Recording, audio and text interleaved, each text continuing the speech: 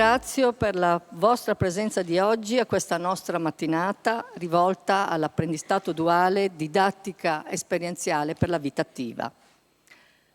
Un saluto particolare ai relatori del convegno, alla nostra dirigente dell'Ufficio Scolastico Provinciale di Treviso, la dottoressa Barbara Sardella, che interverrà anche in luogo del direttore scolastico regionale, dottor Bussetti, trattenuto da urgenze istituzionali.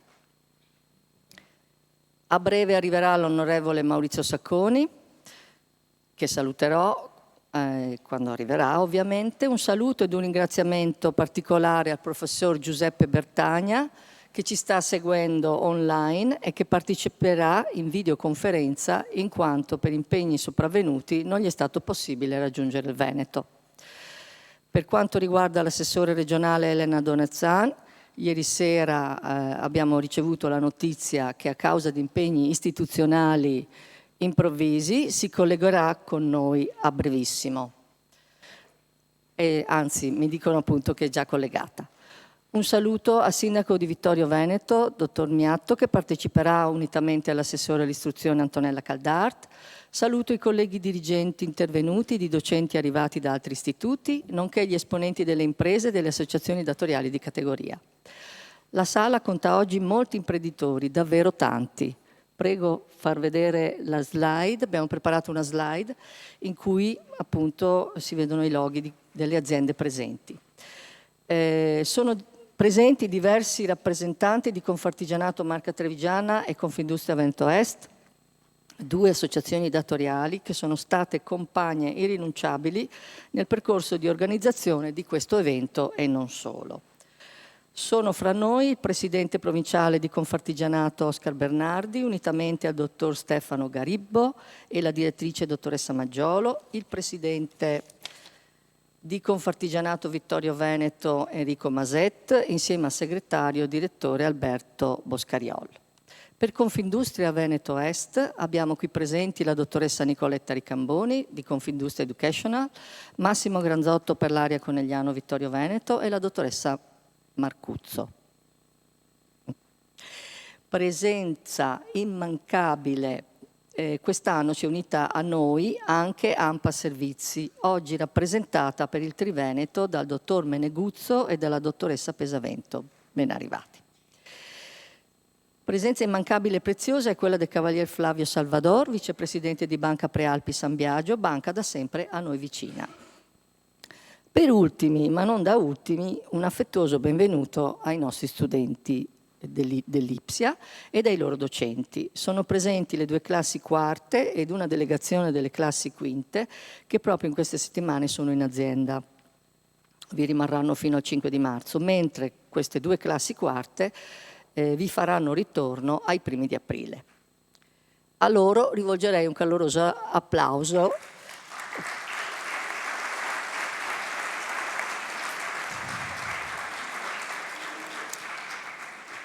Perché senza di loro non ci sarebbe questo convegno. Ecco, la scaletta, come voi avrete forse intuito, è stata cambiata, per cui abbiamo l'assessore Donazan online in questo momento e dobbiamo anticipare il suo intervento. L'assessore regionale Elena Donezan può essere definita, ed ha ragione, il volto veneto negli ultimi 20 anni delle politiche regionali all'istruzione, alla formazione e al lavoro e negli ultimi 5 anche alle pari opportunità. Un nome noto al mondo dell'imprenditoria e della scuola ed anche della comunità in generale per il suo serio impegno nel contrastare la dispersione scolastica, per favorire fattivamente l'inclusione di successo scolastico e formativo, per rendere concreto il reinserimento nel mondo del lavoro degli inoccupati privi di tutela o delle persone fragili, nonché per l'attivazione di misure specifiche per la promozione dell'apprendistato. Assessore Elena Donazan, ecco, io avevo una domanda che sarebbe stata giusta alla fine, adesso non so, però gliela faccio lo stesso. Come si può migliorare questo percorso, il percorso di apprendistato? Allora, innanzitutto buongiorno a tutti voi, il dispiacere di non essere lì in presenza, ma stamattina dovrò partecipare a un funerale E queste sono cose che non si possono prevedere. E però bisogna anche avere la possibilità e la capacità di fermarsi di fronte al dolore. Lo dico perché io credo che sia, lo avrei voluto per me, lo voglio per le persone a cui voglio bene, lo voglio per la rappresentanza istituzionale che devo. Quindi mi scuso con voi, ma spero che questo sia giustificato. Ringrazio per questa bella presentazione. Io sono onorata delle parole che mi sono state dette. Devo dire che questo impegno negli anni, legato in particolare al raccordo tra scuola e lavoro, è stato per me quasi una forma di lettura facile della nostra economia e della nostra socialità. Questo istituto superiore da sempre, cioè da molto tempo, io ovviamente cerco di essere assessore regionale di tutta la regione con attenzione alle realtà che più rappresentano un po' la capacità di leggere questo contesto, come ho cercato di fare io, e devo dire che l'Istituto Superiore Vittorio Veneto, Città della Vittoria, peraltro un nome a me molto caro, saluto il sindaco Miatto, ero con lui proprio venerdì, sempre a Vittorio Veneto, per un altro momento di valorizzazione dei percorsi di istruzione superiore che vedono Vittorio Veneto non una città così ai confini o di confine anche quando rappresenta cose significative, ma diventa centrale nella lettura di un territorio che ha delle dinamiche economiche particolarmente vivaci. Vittorio Veneto sembra quasi che si porti addosso la sua identità di città della vittoria anche quando sfida il contesto per provare a trovare soluzioni.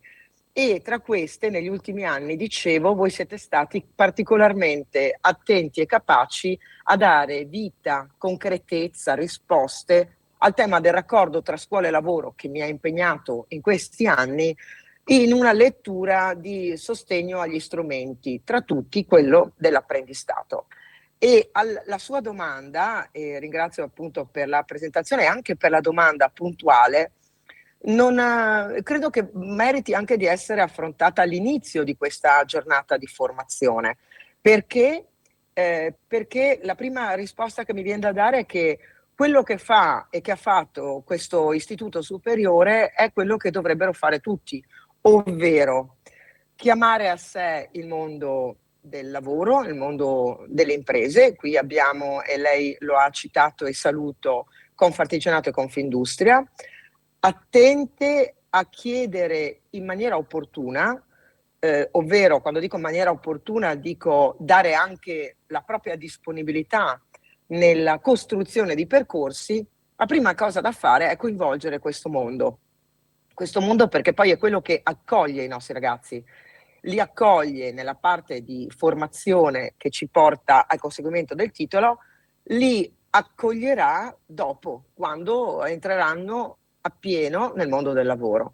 Se non abbiamo un dialogo aperto, diventa un linguaggio non comprensibile. Gli imprenditori chiedono delle cose, dico noi istituzioni, e metto me stessa con la scuola, ci affanniamo a dare risposte, ma se non ci sediamo allo stesso tavolo, se non lavoriamo nello stesso laboratorio, mi viene da dire, se non scendiamo dentro un contesto, si fa fatica. Questo istituto ha avuto il merito di aprire da tempo in maniera molto vera, non solamente così di facciata, a questo rapporto di relazione. Secondo punto per migliorare la conoscenza dello strumento. Questo strumento è nell'ordinamento italiano da tempo, ha subito migliorie nel tempo, si è anche modificato l'approccio culturale all'apprendistato. In altri territori, lo dico ai professori che si sforzano, perché questo è uno sforzo comunque di didattica, di andare verso l'esterno, in altre regioni, in altri contesti, in altri territori questo non accade. In Veneto accade abbastanza favorevolmente, ma non sufficientemente a mio parere. Quindi il secondo punto è di dare conoscenza, far conoscere lo strumento dell'apprendistato, non solo come opportunità per le imprese, ma principalmente come modalità di metodologia di didattica. e qui un sostegno ai docenti. Io nel tempo ho anche cercato di favorire, ricordo il penultimo protocollo sottoscritto sull'apprendistato, anche le esperienze dei docenti dentro le imprese. Era un protocollo legato alle modalità tra scuola e lavoro, e sull'alternanza scuola-lavoro avevamo immaginato di poter dare non solo ai ragazzi ma anche ai docenti questa possibilità, cioè andare in azienda, dialogare e fare quelle esperienze che i ragazzi fanno per poi farle diventare progetti, ovviamente in modo più raffinato. Un docente è persona formata, è persona di riferimento, è persona che poi diventa il vettore di queste metodologie. Quindi il secondo tema è quello: come aiutiamo gli insegnanti ad essere ancora più forti e robusti nell'affrontare queste metodologie che sono affascinanti per molti aspetti. La terza condizione, a mio parere, è quella di aiutare chi fa consulenza, perché se l'apprendistato non ha, diciamo, i numeri che vorremmo, avendone invece la potenzialità, è perché tante volte ci si ferma di fronte a delle legittime preoccupazioni, sia del consulente, penso ai consulenti del lavoro, sia di fronte all'impresa, sia di fronte ai docenti, che dicono: ma è complicato avere un ragazzo giovane in azienda, ancora più quando si tratta di un'azienda che magari ha delle complessità, e oggi tutte le nostre imprese, soprattutto quelle del manifatturiero, penso alla meccanica che lì da voi ha una parte significativa di presenza, bisogna essere preparati e bisogna avere anche ragazzi che hanno la testa sulle spalle. Il quarto e ultimo tema è quello della presenza dei giovani oggi. A me è piaciuto molto il fatto che voi abbiate individuato i ragazzi che hanno già fatto l'apprendistato come pionieri dell'apprendistato. Nella lettera che mi avete indirizzata di invito, questo è un passaggio. Lo dico rendendolo modello.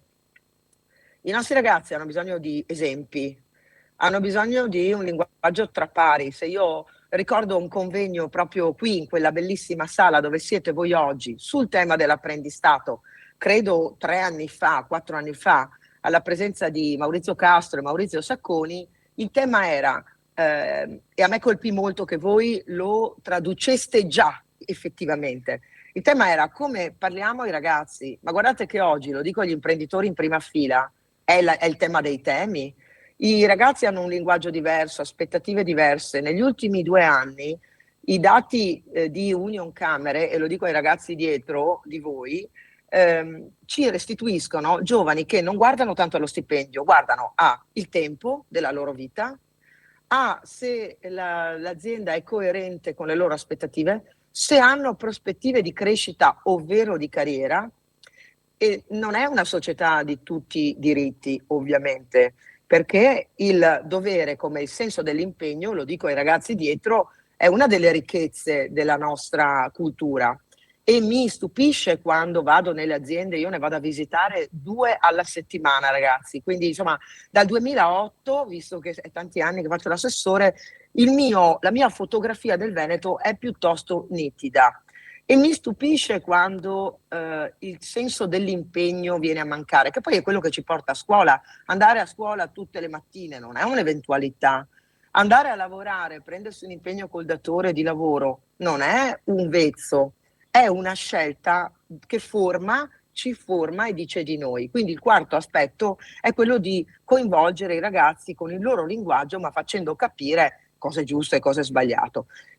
Chiudo con l'ultima questione che mi pare da dover rilevare qui con voi oggi. È in corso una riforma appena partita, viene chiamata del 4+2, vuol dire passare da 5 anni a 4 per gli istituti professionali e tecnici, per scelta del collegio docenti, del consiglio d'istituto e io spero anche del territorio, e poi riuscire ad avere non un automatismo, ma una strada che io personalmente ritengo di aver favorito negli anni, della verticalizzazione della formazione, cioè formazione specialistica che però sia sempre molto aggiornata. 4 sono gli anni degli istituti superiori, 2 tendenzialmente, preferibilmente ITS. Questa riforma va a valorizzare lo strumento dell'apprendistato duale, della formazione duale con l'apprendistato per il conseguimento del titolo, intendo, perché è la strada maestra per cui tu usi il tempo che hai, visto che i ragazzi hanno molto a cuore questo, per fare la formazione, la parte di esperienza vera dentro il contesto lavorativo e dare quelle competenze e conoscenze che ci permettono di formare ulteriormente, andare verso la verticalizzazione. Ecco, io non voglio sottrarre a voi altro tempo, però è un argomento che a me pare fondamentale per sostanzialmente una ragione, è la costruzione di un linguaggio comune. E vorrei che l'apprendistato, soprattutto quello di primo livello, conseguimento del titolo, che è formidabile come opportunità, pensate come si va ad ottimizzare il tempo dei ragazzi, che è un tempo della vita, il tempo dell'impresa, perché accompagna, accoglie, quasi suggerisce nella formazione, perché aiuta i docenti, è sfidante, è bello, non è rutinario, non è che stai lì a insegnare la tua materia, ma vai nella contaminazione. Per i docenti questa è una forma di valorizzazione anche delle proprie competenze.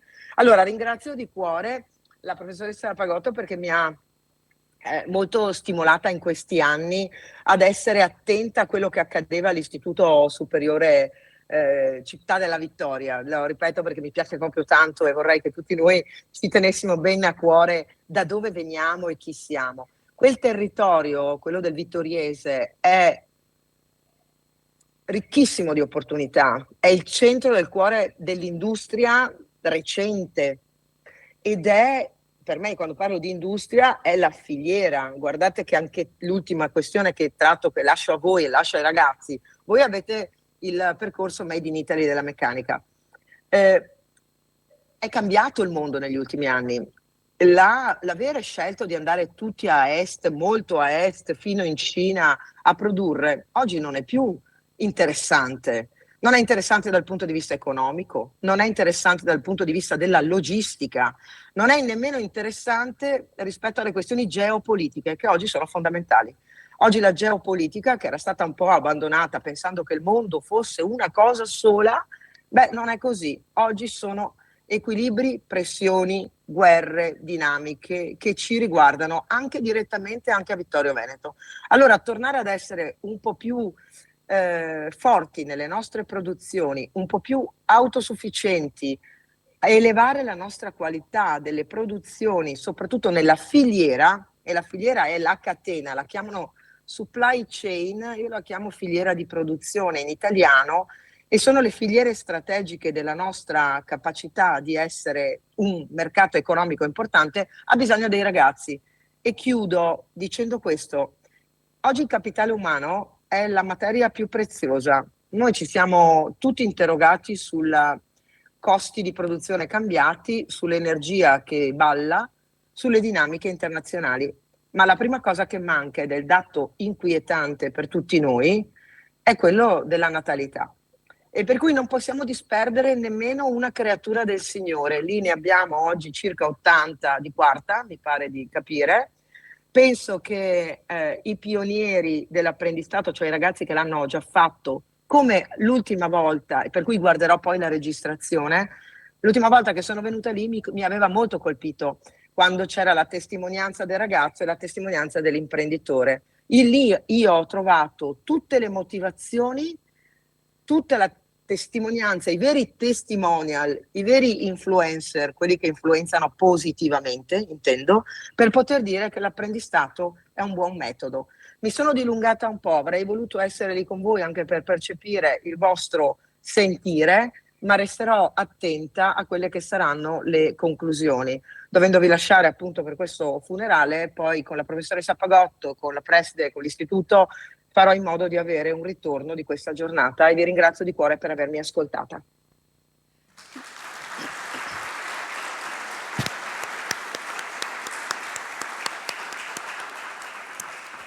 Grazie, grazie all'assessore Donazzan per l'intervento. Mi ha un po' stravolto la tabella di marcia, ma adesso riprendo. Ecco, riprendiamo da dove ero arrivata e stavo proprio per dire questo. Per chi non ci conosce, noi siamo un istituto superiore formato da 2 istituti tecnici e un istituto professionale. Nei 2 istituti tecnici, tecnico economico e tecnico tecnologico, abbiamo 3 e 2 indirizzi, mentre nel professionale abbiamo 2 indirizzi. Abbiamo il Made in Italy, ma anche la manutenzione e assistenza tecnica. Più abbiamo un percorso IFP triennale e un serale tecnico di informatica. Totale 1070 alunni circa, 140 docenti, una trentina di personale tra amministrativo e ausiliario.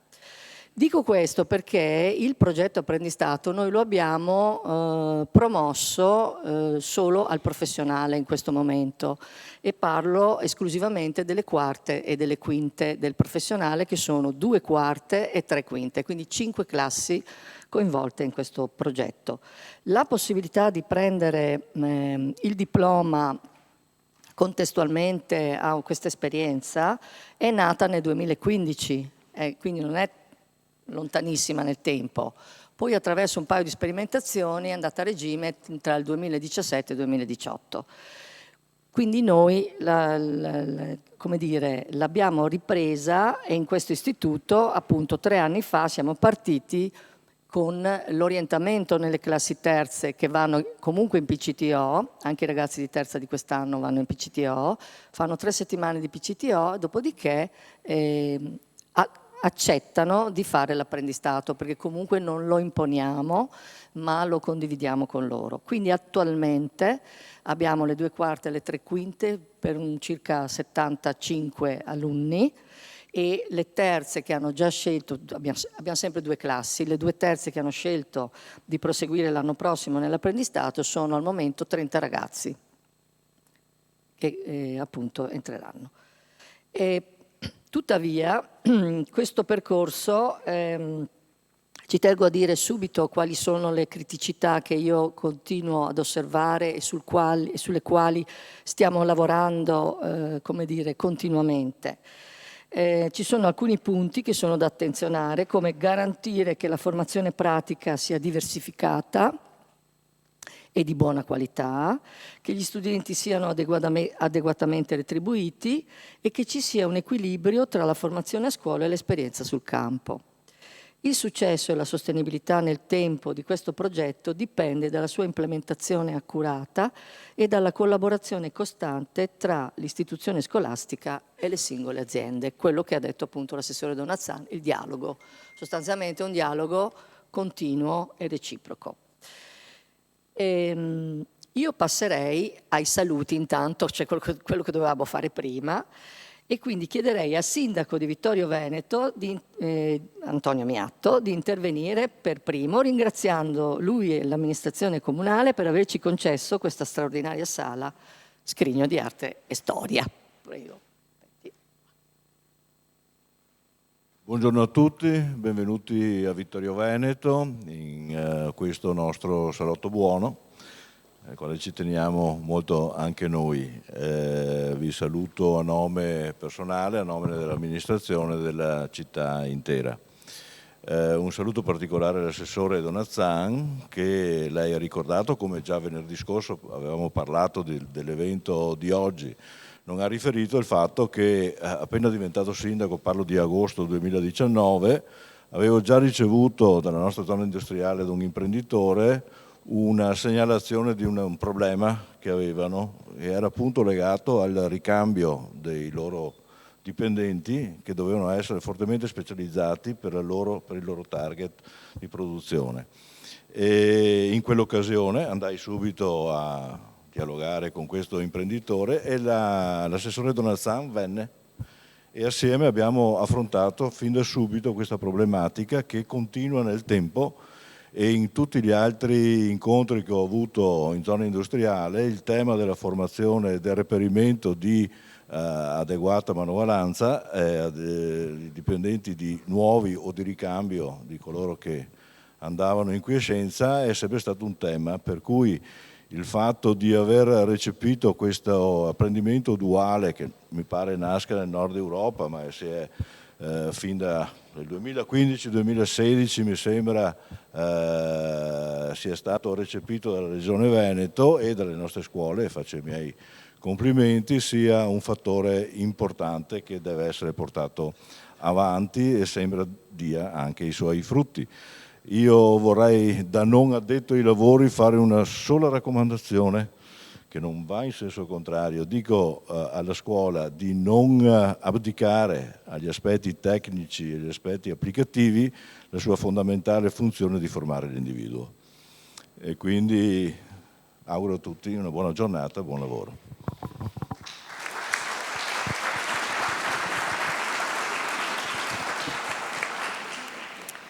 Grazie Sindaco, ma infatti noi abbiamo dei laboratori e facciamo anche le pratiche, però per esempio noi non siamo mai up to date, come si dice, no? Non siamo mai all'altezza dei macchinari, di tutti i devices che hanno le aziende, quindi è importantissimo secondo me questa contaminazione, proprio per aggiornare anche i programmi e quant'altro. Con ANPAL Servizi, società che opera nel campo delle politiche attive del lavoro, è sorta quest'anno una fattiva collaborazione in merito alla formazione dei tutor scolastici, che sono elementi fondamentali perché l'apprendistato sia una buona pratica formativa. E su questo versante siamo consapevoli che occorra continuare nel perfezionare il percorso di formazione. È presente oggi con noi il dottor Meneguzzo, insieme alla dottoressa Pesavento. Prego, per il Triveneto rappresenta ANPAL Servizi. Adesso forse alcuni di voi non sapranno, è meglio dire che cos'è ANPAL Servizi. Buongiorno a tutte e a tutti, sono Luca Meneguzzo, sono responsabile del Triveneto di ANPAL Servizi, che è la società strumentale del Ministero del Lavoro, e quindi ci occupiamo sostanzialmente di politiche attive del lavoro, di politiche formative, di politiche orientative. Questo è quello di cui ci occupiamo. L'assessore Donazzan ci conosce bene perché abbiamo anche una convenzione per forza con la Regione del Veneto, e quindi su questa partita diciamo che come sempre la Regione del Veneto è stata pionieristica, perché a partire già dal 2013 i programmi messi in campo dal Ministero del Lavoro anche sulla materia di specie sono stati ben accolti in regioni, e poi appunto la convenzione, che è tuttora vigente, si occupa esattamente di tutto il sistema duale. Questo vorrei inquadrare un attimino tutta la questione. La questione parte da lontano e parte dalla necessità di ottimizzare il mismatch, lo skill mismatch. Cioè cosa vuol dire skill mismatch? Cioè provare ad avere dei percorsi e delle persone formate rispetto a dei reali fabbisogni delle imprese, e non sono solo quelle che vengono chiamate in letteratura hard skill, no? Ma anche le soft skill sono importanti, che sono importanti sia per il lavoro in azienda sia per l'apprendimento a scuola, sono assolutamente necessarie. Allora il percorso che lo Stato italiano e le regioni hanno messo in campo è esattamente un percorso che cerca di ottimizzare questo skill mismatch, che effettivamente in Italia, come nel resto del mondo, porta con sé dei problemi. Rendetevi conto che nel mondo sono 1.300.000.000 di persone che non hanno le competenze richieste dal mercato del lavoro. La stima è che nel 2030 saranno 1.400.000.000. Quindi insomma un problema globale, e bisogna concentrarsi appunto su percorsi formativi individuali e sartoriali. Bene, allora quello di cui parliamo stamattina è esattamente un percorso di questo tipo. Non sto qui a tediarvi su altro, ma vi ricordo che lo Stato italiano e le regioni italiane, appunto soprattutto sul PNRR, hanno fatto un grosso investimento in termini di percorsi duali, compreso il percorso di apprendistato di primo livello, sono 600 milioni di euro. C'è una forte accelerazione perché, come sapete, i target e gli obiettivi che ci siamo dati come nazione rispetto al PNRR per quello che riguarda l'apprendistato duale è la centratura entro il 31/12/2025 di circa 175.000 persone in tutto il paese che abbiano fatto un percorso di questo tipo, e quindi la cosa, credo, avrà, soprattutto nel corso dei prossimi 2 anni scolastici, delle accelerazioni non male, anche in termini di assistenza tecnica. Questo per dirvi che su questa cosa c'è l'attenzione della Commissione europea, della Comunità europea, e soprattutto appunto della necessità di costruire quei percorsi. L'assessore Donazzan prima ha parlato anche dell'ultima riforma 4+2, e cioè appunto dei percorsi che accompagnino le persone verso un'academy aziendale, e che questo appunto cerchi di rispondere alle necessità effettive del mercato del lavoro e ai fabbisogni delle imprese. L'attività di Ampar Servizi si occupa è quella di ottimizzare questi processi, che sono azioni di sistema che si dipanano in tutto il paese, e nel paese appunto la Regione Veneto, la Regione Friuli Venezia Giulia, le province autonome di Trento e Bolzano, di cui io mi occupo, devo dire, sono abbastanza all'eccellenza insieme alla Lombardia. Quindi insomma viviamo in una terra dove queste cose sono state recepite da molto tempo. Di cosa ci occupiamo e cosa facciamo? Innanzitutto, come diceva l'assessore Donazzan poco fa, nella seconda condizione mi sembra, il trasferimento ai docenti delle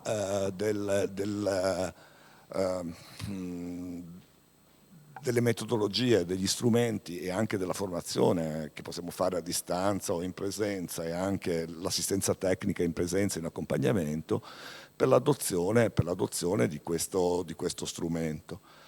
L'altra questione è l'animazione delle reti territoriali, le imprese, i consulenti del lavoro, tutto quel mondo che ha la necessità di metterci la testa sulla partita e di movimentarla un attimo. Poi la questione della formazione dei tutor scolastici, perché il percorso non è solo la progettazione del percorso, è l'accompagnamento degli esseri umani in quel percorso, e affinché quel percorso diventi effettivamente un percorso formativo di eccellenza, non di detrazione, ma di eccellenza, serve esattamente a quello. E l'ultima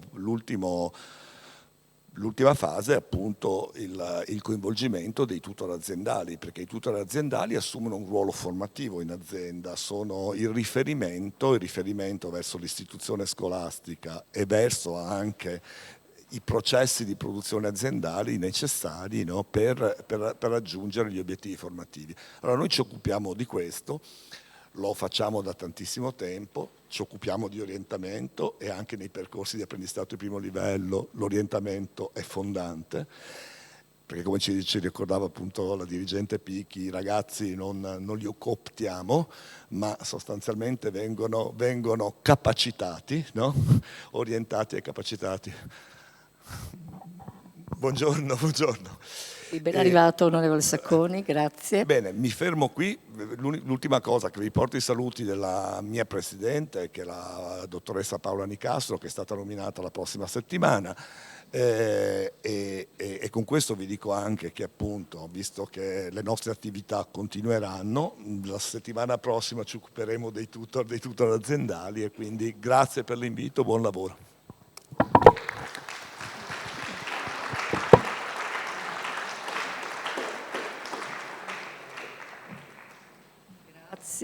Grazie per l'intervento, e appunto ringrazio già la dottoressa Pesavento, che penso sarà lei, forse, non so, ecco, a fare l'intervento, e mi ha appena anticipato una cosa che avrei detto in questo contesto, e che appunto in questa logica di formare e alzare il livello di qualità, alzare il livello di attenzione in questo progetto, c'è appunto l'idea di incontrarsi online, lo dico online che così nessuno si spaventa, insieme alle 2 associazioni di categoria, di incontrare le aziende barra i tutor o i titolari, non so, quello che sarà possibile, per un incontro intanto per confrontarsi sul ruolo del tutor scolastico, ma in quel frangente del tutor aziendale, perché se questi signori non si parlano e non si dicono ma io ho fatto questo, però voi potreste fare questo, eccetera, eccetera, cioè proprio cose molto semplici,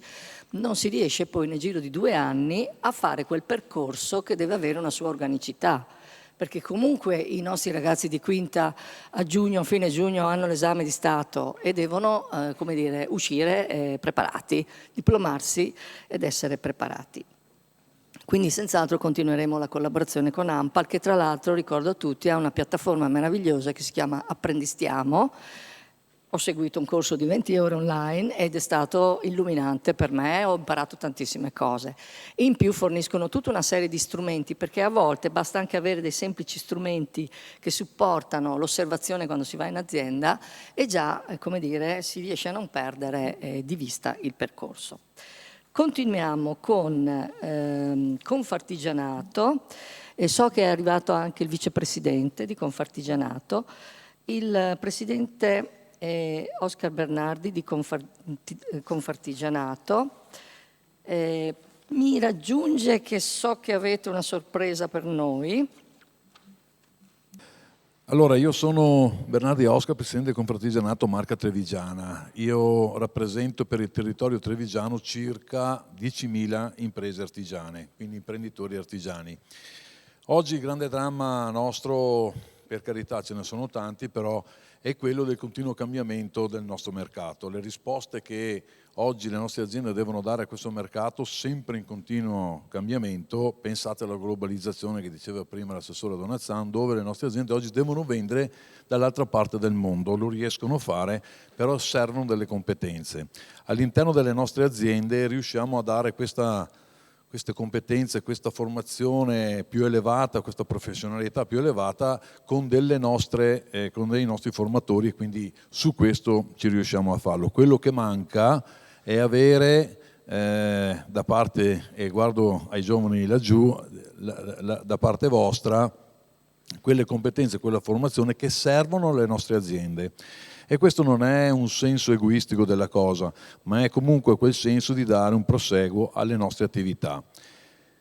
L'avvicinamento che ha fatto oggi la scuola, tutta la scuola, assieme al mondo del lavoro, sicuramente la parte imprenditoriale, quindi sicuramente ha portato qualcosa di buono. È un avvicinamento che, vi ripeto, è strategico in questo periodo, perché dà la possibilità a voi giovani di passare un periodo dove state studiando e lavorate anche. Lavorate all'interno di aziende che vi richiedono delle competenze, che queste competenze poi voi le potete ricevere dal mondo della scuola. Quindi c'è, passatemi un termine, un grande sacrificio che stiamo facendo. Tutti lo stanno facendo, la scuola, lo sta facendo le imprese artigiane, lo stanno facendo i vostri professori, e di questo bisogna rendere atto di questo, perché è chiaro che è un cambiamento epocale, culturale nel nostro sistema.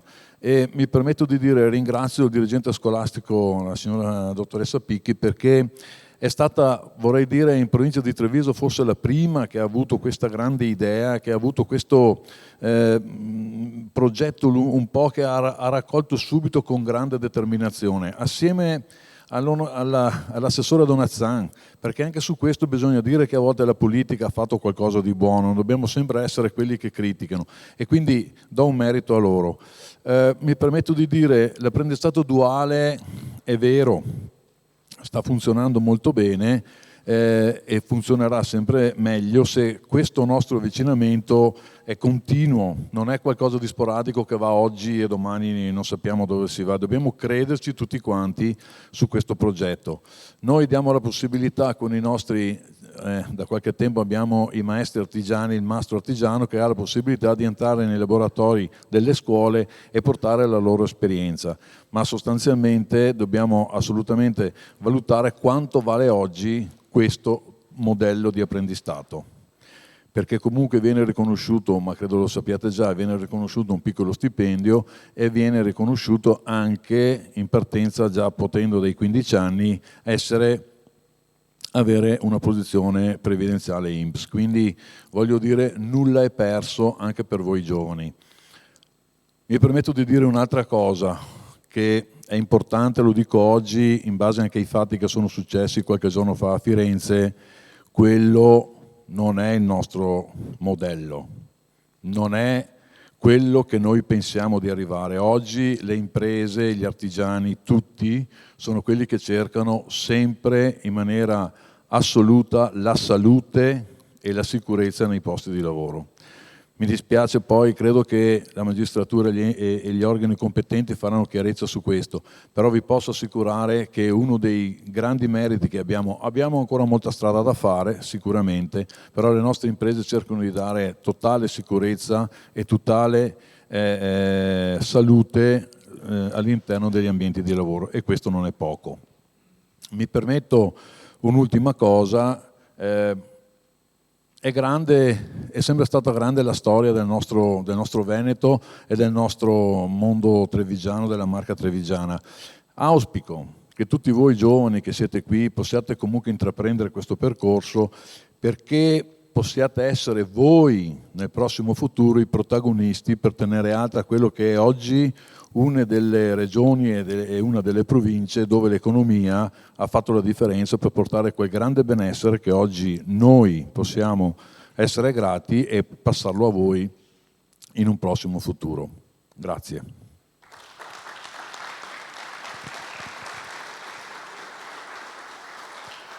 La premiazione la facciamo adesso? Come vuole lei. Sì.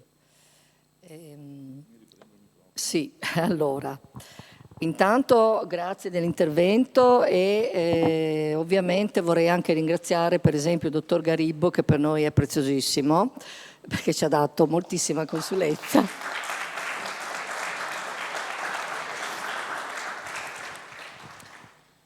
E anche il dottor Boscariol della sede di Vittorio Veneto, che ci sta assistendo anche in attività di orientamento per alcune classi del nostro istituto e poi ci accoglierà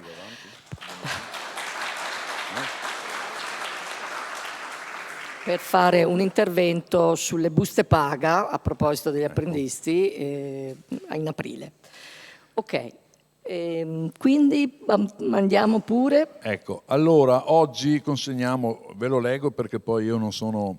Consegniamo all'azienda elettromeccanica Braido il premio nazionale Eccellenza Duale per l'esperienza di apprendistato in corso con lo studente Simone Moret, è giusto?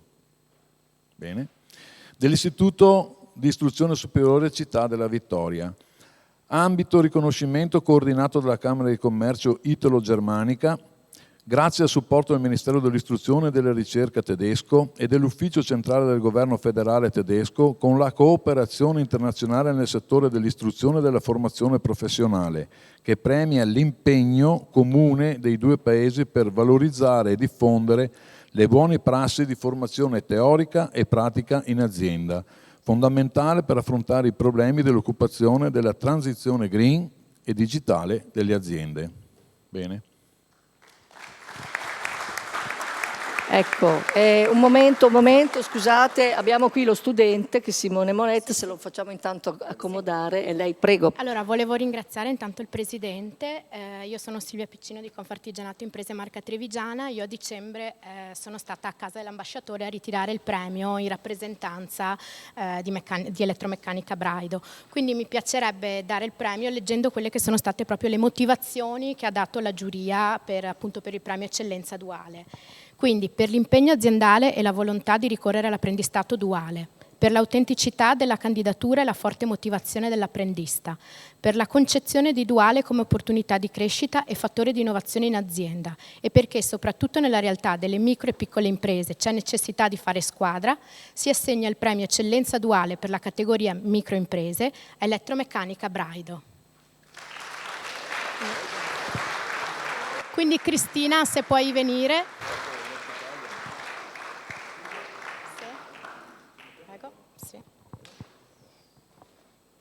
A nome del Presidente Masette e del Presidente Bernardi volevamo dare un riconoscimento anche a Simone.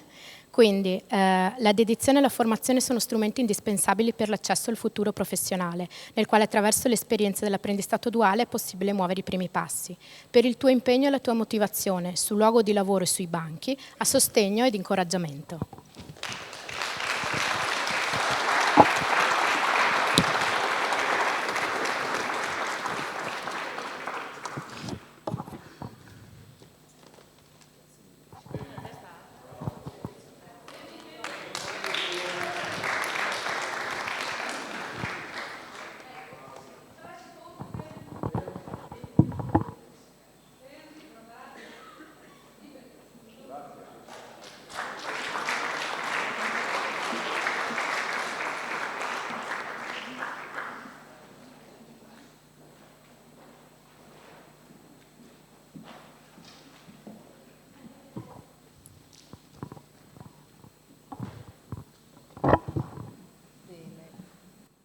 Questa premiazione, appunto alla ditta elettromeccanica Braido, che vede protagonista anche il nostro studente Simone Moret, ha un duplice valore per noi. Da un lato registra la nostra soddisfazione che un'azienda del nostro territorio abbia ottenuto un tale riconoscimento, dall'altra chiarisce il valore del percorso intrapreso come parte strutturale del nostro piano dell'offerta formativa. E complimenti ancora all'azienda Braido e a Simone Moret, che potrà arricchire il suo curriculum scolastico. Ricordi che questa è una cosa da mettere nel portfolio. Ok, e anche nel curriculum, quello per l'esame di Stato. Bene, invito ora il rappresentante di Confindustria Veneto Est, Massimo Granzotto, delegato per il Corneglianese Vittoriese, ad intervenire. Con Confindustria Veneto Est da tempo la nostra scuola è in essere delle importanti collaborazioni nell'ambito dell'orientamento in uscita. Per esempio l'iniziativa del PMI Day, che vede appunto la possibilità di visitare delle aziende, e il progetto Girls Code It Better nell'ambito delle STEM. Il Città della Vittoria vi ringrazia per essere stati partner anche nell'esecuzione del progetto apprendistato e anche di questo convegno. Prego. Bene, buongiorno a tutti, ringrazio la preside Picchi per averci invitato anche quest'anno e ci rende orgogliosi di essere partecipi. Io porto i saluti del presidente Destro e anche del collega Francesco Nalini, che è il consigliere delegato all'Education e che purtroppo non è riuscito a essere qui con noi. Io personalmente sono molto vicino al mondo della scuola, del mondo scolastico, perché ci credo e anche con la mia azienda sto portando avanti delle attività dirette. E mi sento di dire a nome di tutta la nostra associazione che siamo nella strada giusta.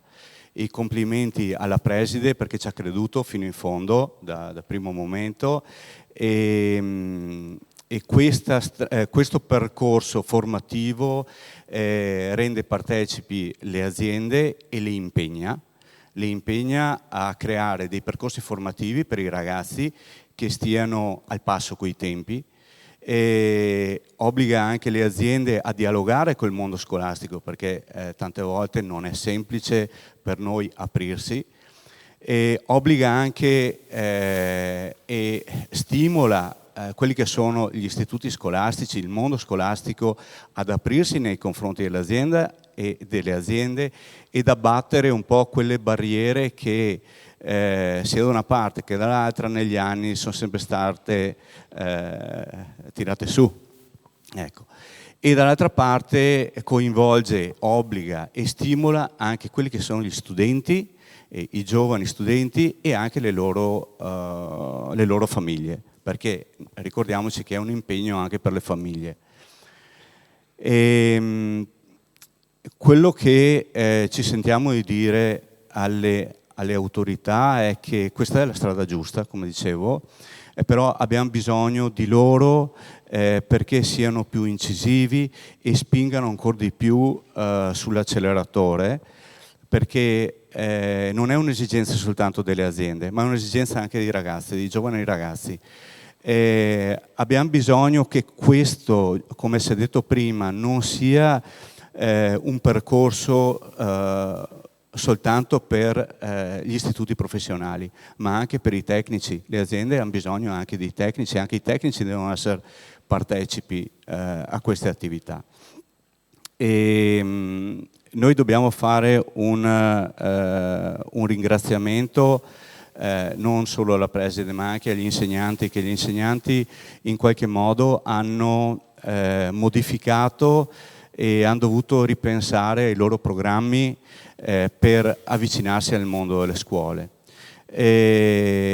Quello che noi pensiamo è che si debba essere più trasparenti, noi come aziende, ma anche gli insegnanti devono avere meno riserve nei confronti delle aziende. Ecco.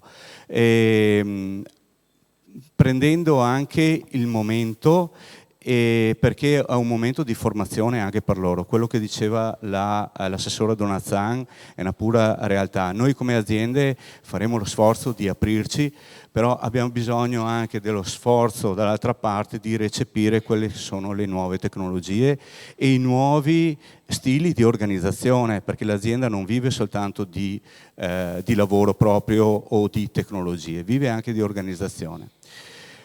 Una cosa da non trascurare, e questo mi rivolgo all'assessore Donazan, ma alle istituzioni in genere, lavoriamo anche nella fase precedente, che è l'orientamento.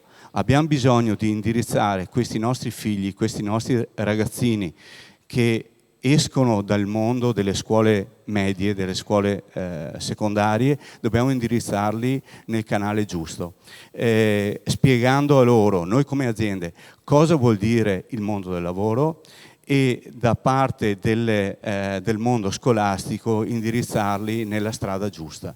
Non possiamo permetterci di perdere nessuno per strada. Quello che diceva l'assessore Donazan, abbiamo un calo demografico che è sotto l'occhio di tutti. Noi come aziende sono già diversi anni che lo sentiamo, la cosa sappiamo bene che non migliorerà, perlomeno nei prossimi 20-25 anni, e quindi dobbiamo mettere in atto tutte le strategie assieme per fare in modo che le nostre aziende abbiano vita lunga. L'ultimo ringraziamento lo faccio ai ragazzi per il loro impegno che ci stanno mettendo, e portate anche questi ringraziamenti alle vostre famiglie che sono parte in causa di questo percorso. Ecco, grazie e buon lavoro a tutti.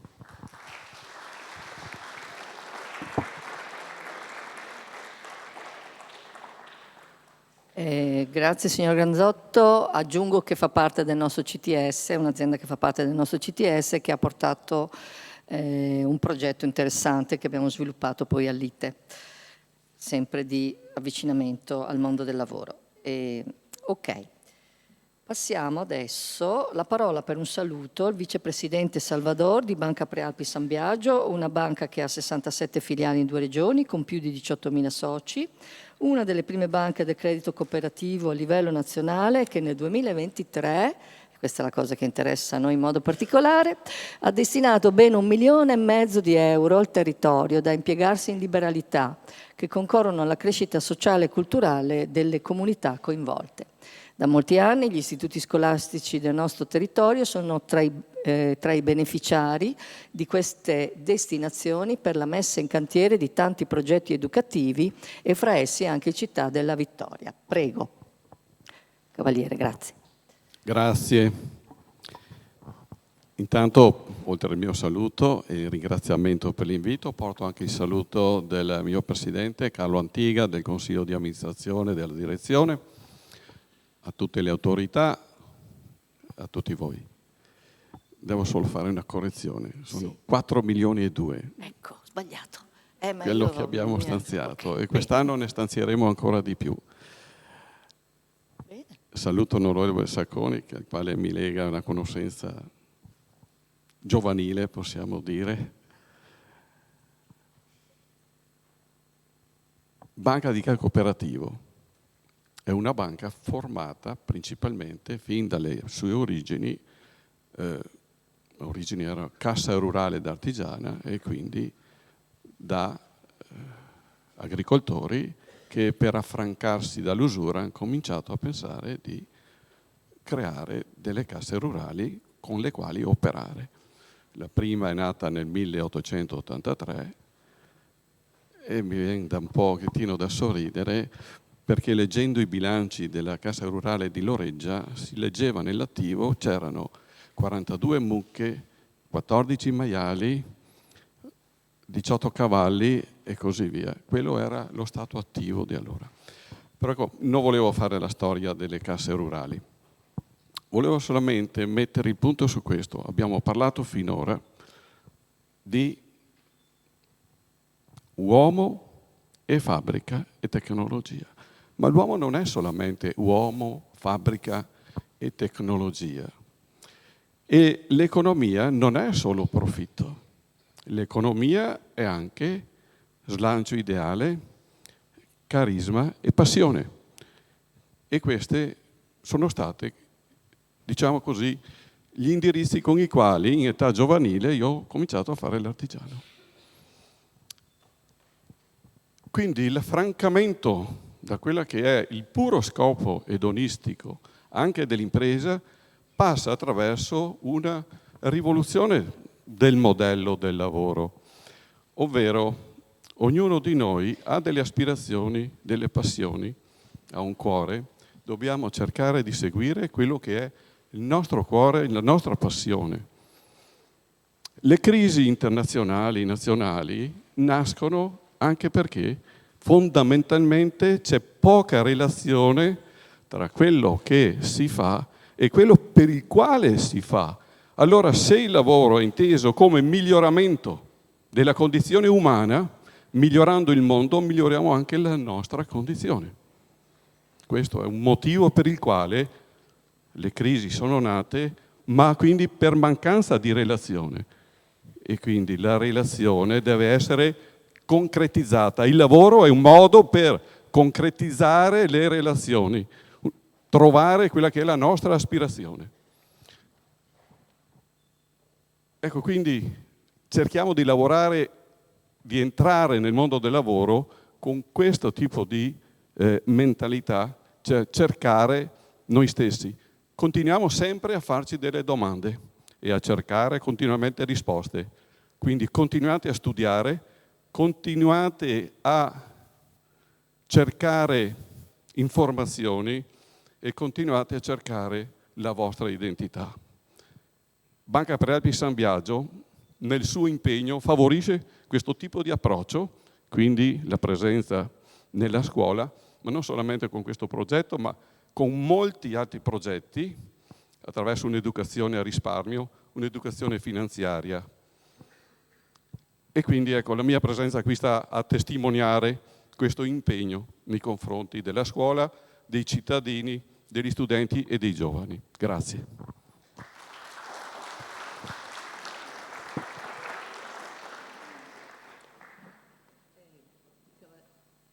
Cavaliere, la ringraziamo per il suo intervento anticipandole che Città della Vittoria l'attende per l'edizione 2024 del progetto Green School. Maggio, come l'anno scorso, grazie. È tempo ora di sentire dalla viva voce dei nostri giovani le loro valutazioni sull'esperienza in apprendistato. La delegazione di apprendisti è composta da Ettore Ngia della quinta P in OMEC, da Filippo De Poli della quinta BM in SIPA e da David Junior Somavilla in Metalmont di quarta BM. Comincerei con Filippo. Filippo, ti puoi alzare e venire qui? Bene. Filippo parlerà un attimo della sua esperienza nell'azienda SIPA, dove abbiamo al momento 4 studenti, e poi faremo vedere un filmato che è stato piccolissimo, 2 minuti, che è stato realizzato dal professor Massimo Daros, che ringrazio e che spero sia in mezzo al pubblico. Buongiorno a tutti, io mi chiamo Filippo De Poli, ho 21 anni e frequento l'Ipsia di Vittorio Veneto, Città della Vittoria. Sono un apprendista e lavoro in SIPA come nel reparto della manutenzione, insieme ad altri miei 3 colleghi, uno sempre di manutenzione e gli altri 2 di produzione. Io lavoro in SIPA, la SIPA è un'azienda del gruppo Zopas Industries e da dove facciamo le macchine per produrre le bottiglie di plastica che vedete tutti i giorni praticamente. Le 2 macchine principali che abbiamo è la soffiatrice rotativa e la soffiatrice lineare. Là dentro si possono fare diverse mansioni, ci sono meccanici ed elettricisti. Io sono un elettricista dove posso ad esempio cablare dei ventilatori, per esempio, perché ad esempio quando l'hai fatto una volta dopo sono tutti uguali, quindi lo fai una volta e sai già il lavoro che devi andare a fare. Oppure il cablaggio dei pannelli operatori, ad esempio, anche là una volta basta e lo fai per il resto delle altre macchine che vengono. Anche lavorare dentro i quadri elettrici è importante, perché sai quanti componenti ci sono dentro, sai cosa devi fare, all'inizio ti insegnano e poi anche là da solo fai tutto il quadro. E infine le macchine che noi produciamo le mandiamo in collaudo, dove noi, alcuni nostri lavoratori, i nostri colleghi, le provano per capire anche quali sensori magari sono messi bene, quali devono ancora esserci, insomma tutti i componenti che devono andare per fare la macchina finita, insomma. Dopo le macchine verranno imballate e andranno in tutto il mondo per far vedere anche la produzione delle nostre bottiglie, insomma. Infatti noi là in SIPA abbiamo 2 macchine, una soffiatrice lineare e una rotativa, che andranno in Florida negli Stati Uniti. Grazie Filippo. Prego. Adesso facciamo...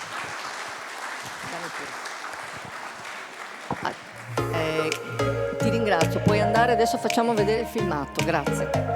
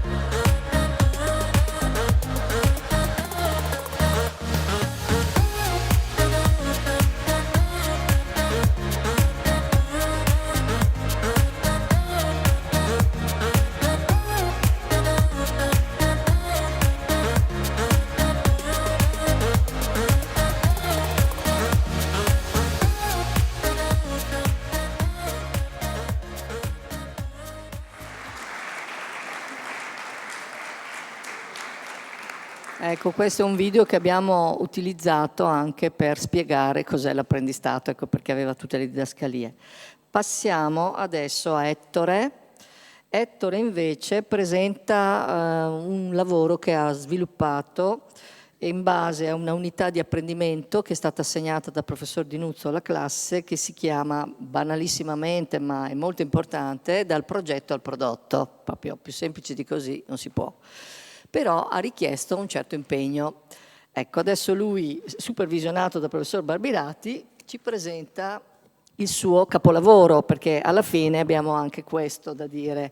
Nel gergo si chiamano capolavori il prodotto di per sé, cioè quello, il pezzo che lui ha realizzato, ma anche il lavoro. Anche questo da portare all'esame di Stato, secondo me. Sì. Sì. Buongiorno, mi chiamo Ettore Engià e frequento la classe quinta dell'istituto professionale e attualmente io ho selezionato per la mia formazione l'azienda Omec di Vittorio Veneto e nell'azienda si svolgono lavorazioni meccaniche per conto terzi e automazioni speciali, queste vengono fatte su commessa. E io appunto mi sto concentrando la mia formazione nel reparto di automazioni, dove ho avuto la possibilità, qui possiamo vedere una piccola linea, dove ho seguito la progettazione, la produzione, un po' di amministrazione e successivamente di nuovo la produzione. Progettazione dove ho sviluppato dei componenti meccanici che appunto successivamente sono serviti per le automazioni. E quindi è stato da parte mia un bel coinvolgimento. E tornando indietro possiamo vedere la parte di produzione, quindi rispecchia quello che stiamo facendo a scuola e qui si può vedere come la scuola e tutto quello che viene fatto poi successivamente mi serve anche in azienda. C'è stata una grande comunicazione tra noi di produzione, tra la produzione e noi di produzione, perché dobbiamo capire se quello che facciamo può essere prodotto e quindi avere uno scopo successivamente nel mondo del lavoro. Produzione, qui come potete vedere alcune cose che abbiamo utilizzato, alcune cose che abbiamo sviluppato e i macchinari che abbiamo utilizzato per sviluppare tutto quello che abbiamo creato. E qui c'è un'immagine di un'opera che ho appunto avuto la possibilità di svolgere durante questo periodo di apprendistato. Infine ci tengo a sottolineare la sicurezza sul lavoro, quindi prima di accedere all'azienda abbiamo svolto un corso sulla sicurezza e successivamente con i vari successivi aggiornamenti, che è una cosa molto molto importante per le aziende, avere del personale in sicurezza. Ettore, grazie. Grazie mille a voi.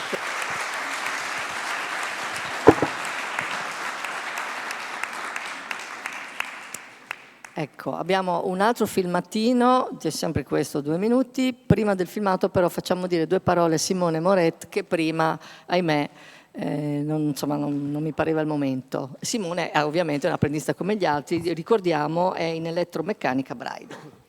Salve, mi ripresento, sono More Simone, frequento la classe quinta dell'Istituto Professionale Città della Vittoria.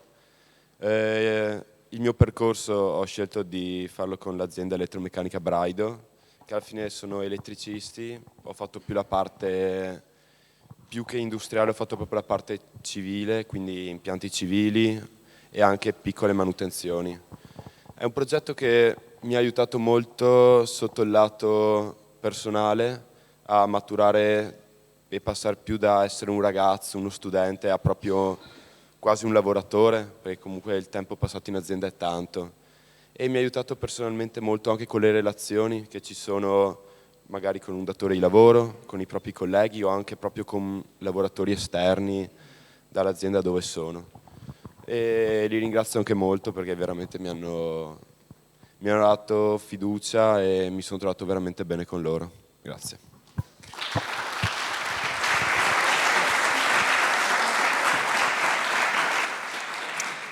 Ecco, prima di far vedere il filmato di Metalmont, in questo caso l'azienda si è fatta carico lei stessa di fare il filmato. Adesso parla un attimo, racconta la tua esperienza, poi facciamo vedere il filmato. È molto diverso dal precedente, ma è molto simpatico. Vai. Buongiorno a tutti, sono Davide Junior Somavilla, ho 18 anni e frequento la classe quarta all'Ipsia, indirizzo manutenzione, l'Ipsia di Vittorio Veneto. Ho scelto di fare il mio apprendistato nell'azienda Metalmont di Revine Lago, un'azienda metalmeccanica attiva dal 1985, si occupa della movimentazione e stoccaggio del grano e dei cereali in genere. E i suoi impianti sono formati da diversi macchinari come nastri trasportatori a tasse, rulli pulitori o robot livellatori per magazzini piani. E questi impianti sono generalmente venduti all'estero, in zone come l'America, la Russia, Dubai.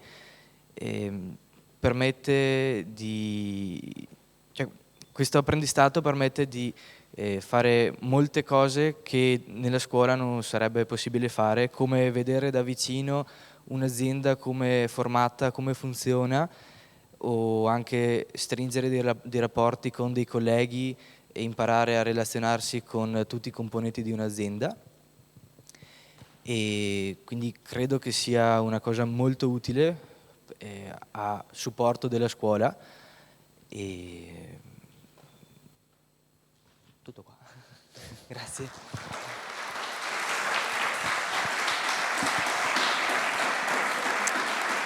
Grazie. Allora, il filmato è molto simpatico. Vuoi restare, secondo te c'è la necessità di commentare anche dopo o no? Sì, ok. Allora rimani lì un attimo e facciamolo vedere.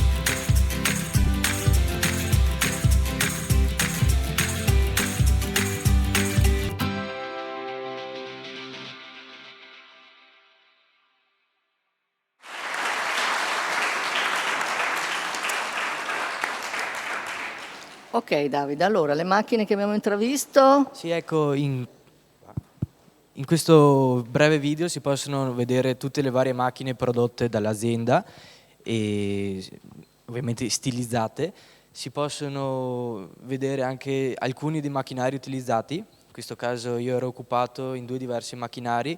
Il primo che si è intravisto, il monitor, era una macchina a taglio laser che serve per intagliare dalle lamiere grezze tutti i vari pezzi che poi serviranno alla produzione previo altre lavorazioni per creare i macchinari finiti.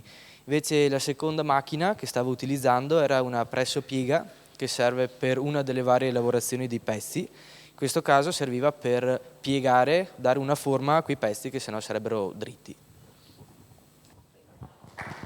Grazie. Grazie.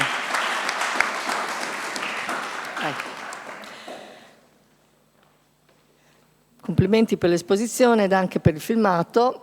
bellissimo, realizzato dall'ufficio comunicazione di Metalmon. Se altre aziende vogliono contribuire prossimamente, noi volentieri, perché è una forma di comunicazione velocissima e che impatta molto, a noi piace tanto.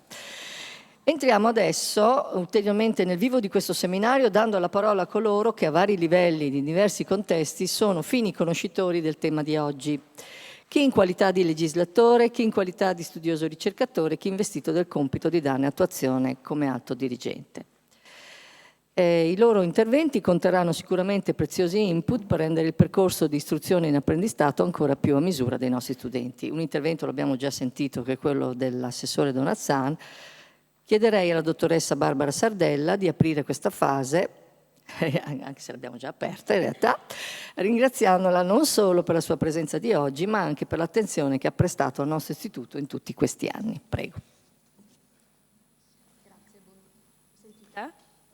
Sì, buongiorno a tutti. Io porterò un saluto, non farò un intervento perché naturalmente ci sono persone esperte, più esperte di me.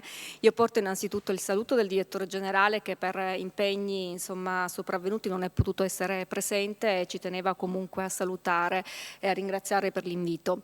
Io velocemente vorrei ricollegarmi a quanto è stato detto proprio all'inizio dall'assessore Donazzan alla fine del suo intervento, quando parla appunto di calo demografico. Recentemente, qualche giorno fa, 2 giorni fa, abbiamo avuto un seminario, è stato organizzato un seminario della Camera di Commercio di Treviso e Belluno proprio sul calo demografico e quindi anche sulle conseguenze che avrà sia in tema appunto di organizzazione scolastica che sul mercato del lavoro, ed effettivamente non so se avete seguito o visto un po' i dati.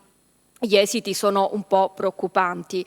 Addirittura l'indagine veramente eccellente svolta dall'esperto della Camera di Commercio si è anche concentrato proprio sulla Regione Veneto e in particolare anche sulla città di Treviso. E quello che risulta è innanzitutto naturalmente da qui, quindi il periodo preso in considerazione va dal 2021 al 2031 e per fare un riassunto in soldoni, ciò che si evince è che 1 su 3 lavoratori ha più di 50 anni, quindi il risultato è che la forza lavoro, soprattutto naturalmente quella che va fino ai 54 anni, ma anche quella naturalmente 40-30enne, si riduce sempre di più. Addirittura fino al 2031 si calcola, naturalmente facendo una proiezione, che in Veneto ci saranno 83.000 posti di lavoro non occupati, quindi avremo più domanda e meno offerta di lavoro. Questo cosa vuol dire? Vuol dire che, proprio per ricollegarmi a quello che diceva l'assessore Donazzan sulla necessità, è stato anche poi ribadito, sulla necessità di non disperdere, di non far perdere appunto ai nostri ragazzi proprio la possibilità di costruirsi un futuro e di investire sull'istruzione. Purtroppo la dispersione scolastica, sappiamo naturalmente comunque continua ad essere un problema del nostro paese, meno naturalmente per il Veneto, ma continua ad essere un problema del nostro paese che si pone sempre a livelli più alti rispetto agli altri paesi europei. Ora, se noi continuiamo appunto ad avere, oltre alla piaga della riduzione appunto della popolazione in età lavoro, anche quella della dispersione, certo che le prospettive del nostro paese non possono essere floride. Quindi è importante su questo anche l'apprendimento, l'apprendistato duale, così come anche l'assessore anticipava la riforma 4+2 dei professionali e tecnici, sono appunto delle riforme quindi che mirano soprattutto a recuperare forza lavoro, ma soprattutto a consentire ai ragazzi di farsi una formazione e di avere un successo anche nel mondo del lavoro. E proprio su questo si insiste. Io mutuerei un po' quell'espressione non uno di meno. Effettivamente bisogna lavorare, si parlava poco fa dell'orientamento, effettivamente c'è tantissimo da fare sull'orientamento perché bisogna concentrarsi maggiormente su quella fascia di età che deve naturalmente poi intraprendere un percorso di studi e di vita che poi appunto lo porterà a scegliere un percorso lavorativo più consono, più confacente alle proprie inclinazioni, e in questo la scuola ha un ruolo fondamentale. Su questo si dà anche veramente come dire, un riconoscimento alla scuola, alla dirigente per aver imboccato una strada fondamentale perché appunto i nostri ragazzi possano effettivamente uscire dalla formazione e immediatamente mettersi nel mondo del lavoro, ma più che altro con una formazione altamente qualificata, perché vedete quello che veniva evidenziato è che manca forza lavoro a tutti i livelli, anzi la caratteristica, ecco, dei lavoratori sarà che rispetto magari ai 64 anni di oggi ci sarà una forza lavoro più qualificata, più diplomati e più laureati. Per cui ecco, è importante che però i nostri ragazzi possano essere effettivamente formati, anche perché poi insomma abbiamo l'intelligenza artificiale che ormai diciamo dirompente, insomma ha fatto la sua entrata a gamba tesa anche nel mondo del lavoro, nella nostra vita quotidiana, per cui non possiamo più permetterci una formazione che sia completamente scissa da quelle che sono le esigenze del mondo del lavoro.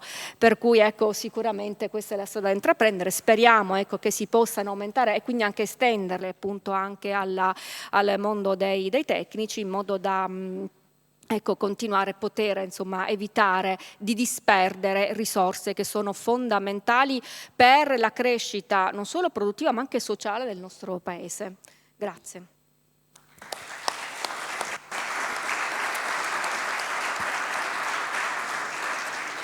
Grazie alla dottoressa Barbara Sardella. Per inciso, nella cartellina che avete ci sono 2 fogli. In uno vi è scritto 10 motivi per cui una scuola dovrebbe partire con l'apprendistato e nell'altro c'è scritto 10 buoni motivi per cui un'azienda dovrebbe partire con questo progetto. Ok. Anticipiamo l'intervento del professor Bertagna, uno dei più autorevoli pedagogisti italiani che ha sempre valorizzato l'essenza educativa del lavoro. La sua fama lo precede, basterebbe solo il suo nome a presentarlo: Giuseppe Bertagna, professore universitario di pedagogia generale e sociale in vari atenei, oggi professore emerito dell'Università di Bergamo, nonché consigliere del Ministro dell'Istruzione e del Merito. Ha un curriculum vitae pazzesco, nel senso che ho letto cose meravigliose, si è concentrato per una parte, credo, del suo percorso lavorativo anche sull'apprendistato. Professor Bertagna, buongiorno. Mi sente? Sì, io sento. Benissimo, ecco, spero sia riuscito a seguire nonostante in maniera un po'... Tutto. Ecco. Abbiamo dovuto anticipare. Tutto. A lei la parola, professor Bertagna, prego. Si sente bene? Perché io vi sento un po' distanti. No, io la sento benissimo. Noi la sentiamo bene, prego. Allora, volevo ringraziare anzitutto lei e l'onorevole Sacconi perché mi hanno coinvolto in questa iniziativa, ma ho partecipato con interesse perché mentre ascoltavo badavo ai numeri nazionali dei contratti di apprendistato, dei 3 forme di contratto di apprendistato che dalla Treu alla Biagi e alla Sacconi e anche a Renzi al 15 abbiamo, cioè il contratto di apprendistato professionalizzante e il contratto di apprendistato formativo di primo livello, quello dei 15 ai 25 anni, e quello di terzo livello, che è dai 18 ai 29 anni, non riusciamo a superare attualmente i 450.000 in totale in Italia, il che vuol dire che è una fase residuale, è una concezione, è una presenza non significativa rispetto al totale degli studenti. Però del livello professionalizzante eravamo partiti, è vero, con il 98-99% 30 anni fa, ma adesso siamo al 97%, il che vuol dire che l'apprendistato professionalizzante è poco formativo e infatti ha una dimensione formativa meno importante di quello del primo livello e ha una componente formativa ancora meno importante di quello del terzo livello, il che significa che è più attratto dal lavoro e dal contratto di lavoro che non invece dall'aspetto formativo e culturale e generale della formazione della persona. Anzi, semmai conferma il pregiudizio che chi lavora nell'apprendistato professionalizzante non studia, e il pregiudizio che chi studia, cioè chi è nella scuola, non può lavorare, perché le due cose sarebbero incompatibili. Questo è il più grande errore teoretico, epistemologico, metodologico che si possa identificare, perché in realtà è vero il contrario.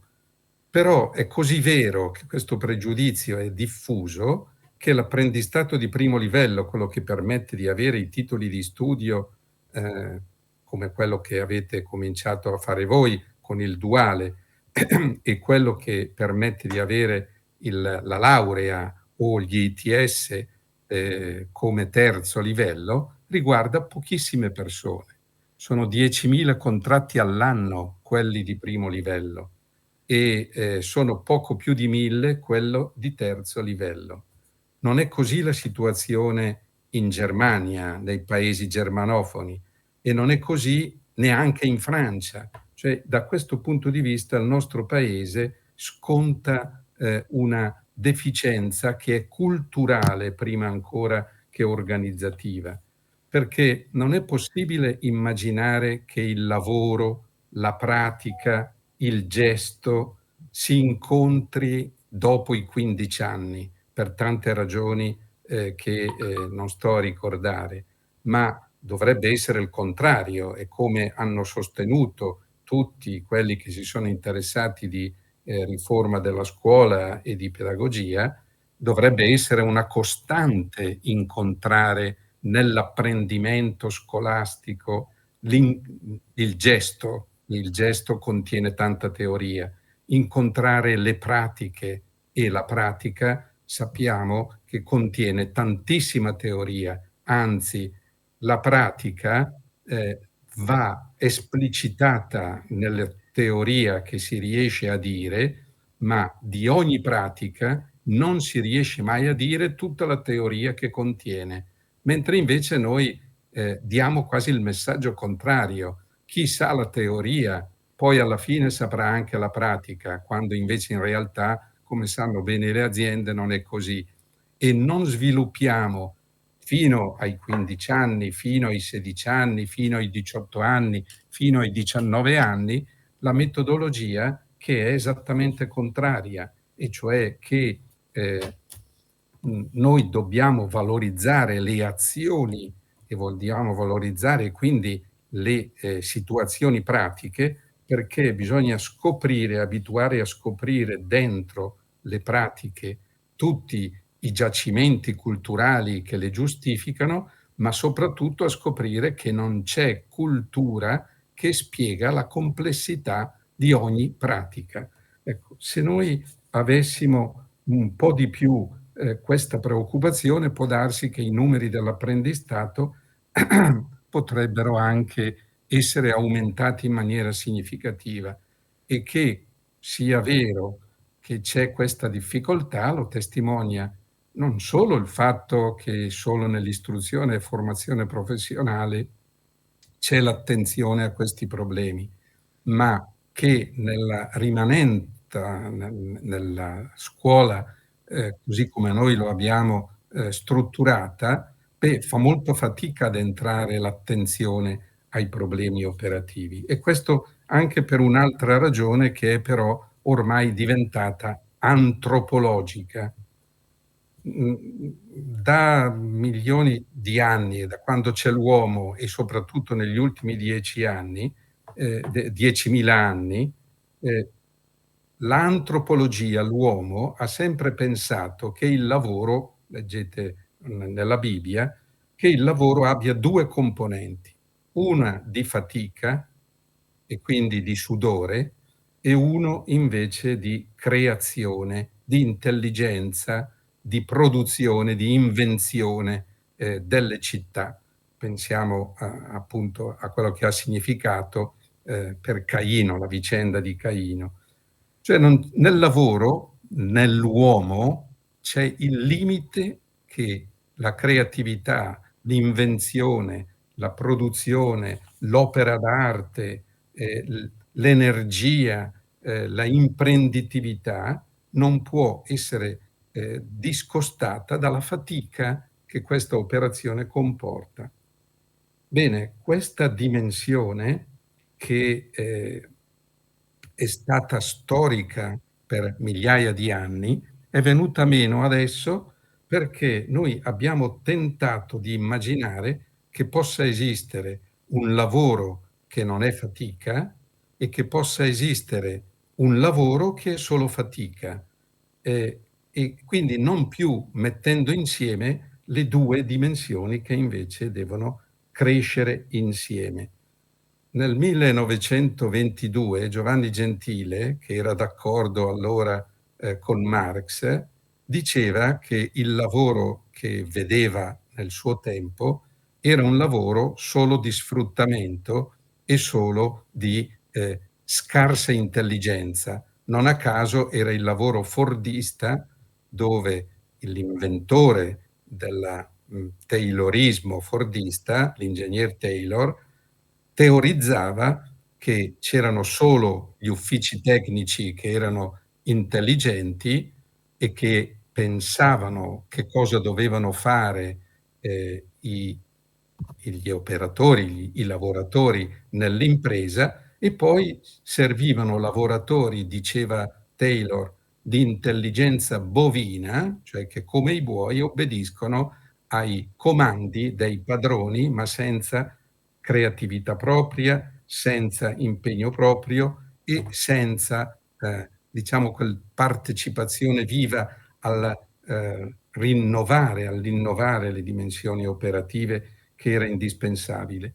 Quindi Giovanni Gentile fu il primo a separare la scuola dal lavoro, perché era convinto, ed era una realtà, che non è molto formativo un lavoro che sia soltanto bovino, esecutivo, impiegatizio, senza uso dell'intelligenza, della passione, della relazionalità, della socialità, della interrogazione personale. E perciò disse: non lo includiamo nella riforma che lui fece. Quando morì Gentile nell'estate del 43, scrisse un'opera che ritrattava tutte queste convinzioni. Venne ucciso, assassinato da un comando gappista l'anno successivo, nel 44, ma il libro uscì postumo, dove disse: in fondo è sbagliato immaginare di pensare il lavoro nella maniera con cui io l'ho pensato nel 22.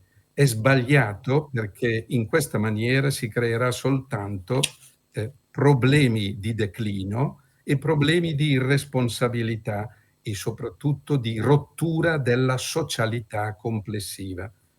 E dice: bisogna rispondere alla domanda di connessione fra studio e lavoro non nel futuro, ma nel presente. E con chi ce l'aveva immaginando il futuro?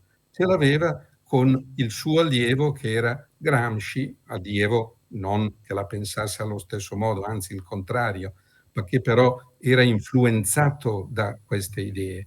E Gramsci, come molti altri, guardando il fordismo e guardando il lavoro così bovino, così impiegatizio, così senza intelligenza che era richiesto ai lavoratori, diceva: bene, accettiamolo il fordismo, perché essendo animal forme la gente non ne può più, si ribella, scatta la ribellione e quindi è più facile fare la rivoluzione comunista, sulla quale poi finalmente si realizzerà questa unione tra lavoro come sudore e come fatica e lavoro invece come piena realizzazione della personalità di ciascuno. e ce l'aveva proprio con questa impostazione, cioè la liberazione dalla fatica e dal limite non è una cosa che si può fare completamente, perché l'uomo avrà sempre fatica e limite, ma è anche vero che quello che bisogna fare è non accettare mai lavori stupidi, lavori che non siano intelligenti, che non siano coinvolgenti l'imprenditorialità e l'intelletto delle persone, e non invece di immaginare che il futuro nostro, grazie all'intelligenza artificiale o grazie alla robotica o grazie alla tecnologia, sia la eliminazione del lavoro, perché la eliminazione del lavoro non è una roba da uomini, è una roba da dei oppure da animali, perché gli animali non sanno di lavorare, non pensano al lavoro che fanno e quindi non hanno quella unità di teoria e di azione e di pratica che invece gli uomini hanno. Ecco, credo che sia allora importante ritornare a riflettere come società e come cultura su quello che era scontato fino al 600. Gli ebrei sefarditi imponevano alla formazione dei loro giovani che si impegnassero nella teoria più alta e contemporaneamente nelle pratiche lavorative, perché solo mettendo insieme le due cose si riusciva a fare qualche cosa di positivo. Baruch Spinoza, un grandissimo filosofo, era un grandissimo filosofo e però svolgeva la funzione di ottico, oggi noi diremmo, comunque di lavoratore delle lenti, ed era un espertissimo di ottica e quindi poi di realizzazione di questi lavori. Ma allo stesso modo nel Rinascimento non c'è mai stata la distinzione fra la teoria e la pratica e il ritornare a questa funzione, pensiamo alla nostra Costituzione, quanto la prevede ad esempio negli articoli 46 e 47, e finirei con questa citazione. L'articolo 46 della nostra Costituzione dice che ai fini dell'elevazione economica e sociale del lavoro e in armonia con le esigenze della produzione, in armonia, la Repubblica riconosce il diritto dei lavoratori a collaborare nei modi e nei limiti stabiliti dalle leggi alla gestione delle aziende, e non si può partecipare alla gestione delle aziende se non si conoscono i problemi delle aziende, se non si produce anche qualche cosa di originale che possa aiutare nel trovare una modalità di relazione fra l'uno e l'altro. E per questo bisogna investire nell'azionariato dei grandi complessi industriali del paese, proprio i lavoratori nell'articolo 47, e quindi corresponsabilizzare chi lavora nella invenzione di ciò che connette il lavoro con la teoria, per far sì che il lavoro non diventi talmente insopportabile da essere poi respinto a vantaggio di quell'ozio o di quelle manifestazioni di divertimento che non ha più nessun collegamento con l'umanesimo e con la realtà, perché la realtà del divertimento, che non si connette appunto alla dimensione della trasformazione del mondo attraverso la trasformazione di se stessi, diventa un elemento negativo al quale noi dobbiamo stare attenti proprio per l'uso del digitale e per l'uso di un'intelligenza artificiale che non sia consapevole di questi rischi.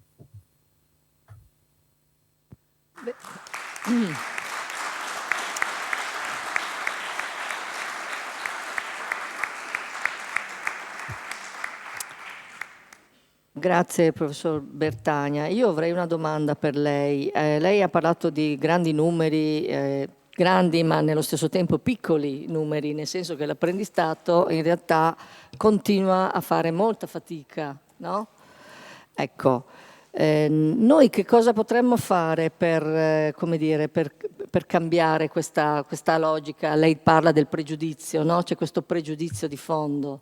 Cioè, ovviamente, sì, che altro potremmo... Perché veramente ce la stiamo mettendo tutta, e Confartigianato, per esempio, e anche Confindustria, tantissimo. Però, nonostante ciò, c'è sempre un po' di resistenza. Ecco, lei che cosa potrebbe suggerire ancora? Sì. Io sarò un po' esagerato nel risponderle. Bisogna cambiare il sistema culturale italiano, smettendola con la scuola che abbiamo, con i mass media che abbiamo e con le idee conflittuali riguardanti il rapporto di lavoro. Bisogna tentare di far capire, appunto, a partire dai primi anni di vita, quello che la Montessori aveva cercato di far capire. La Montessori diceva che il bambino, quando gioca, lavora. Il lavoro dei bambini è giocare e il gioco è lavoro per i bambini. Difatti i bambini non sono mai stanchi, sudano, stanno tutto il giorno affannati, e se non vanno d'accordo con la squadra con cui giocano, la cambiano e ne fanno un'altra, inventano regole nuove, modalità nuove di affrontare i problemi. Bene, come mai a mano che si diventa adulti, il lavoro non è più non il gioco nel senso di non fatica, perché non è possibile giocare senza fatica, senza dolore, senza impegno, senza costanza, senza responsabilità nel rispetto delle regole, eccetera, eccetera.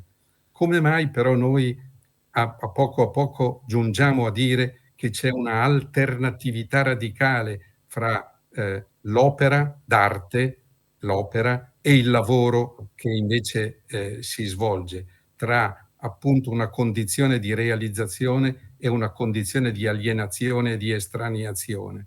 Ecco, questo lo si potrebbe scoprire facendo quello che un tempo era l'esperienza pratica fin dalla scuola primaria, fin dalla scuola media e a maggior ragione naturalmente in tutte le scuole superiori, per scoprire che c'è più umanesimo e che c'è più cultura nelle pratiche che si fanno, e a scoprire, ma bastano i gesti normali della vita quotidiana per vedere dietro questi gesti significati, concetti, teorie che sono straordinarie e sui quali i filosofi si sono accapigliati per tutto il corso del tempo. E quindi cambiare la mentalità è l'operazione più difficile che si possa fare, ma è un compito di tutti purtroppo, perché la mentalità spinge a continuare a pensare che oggi ci sia il liceo classico di serie A,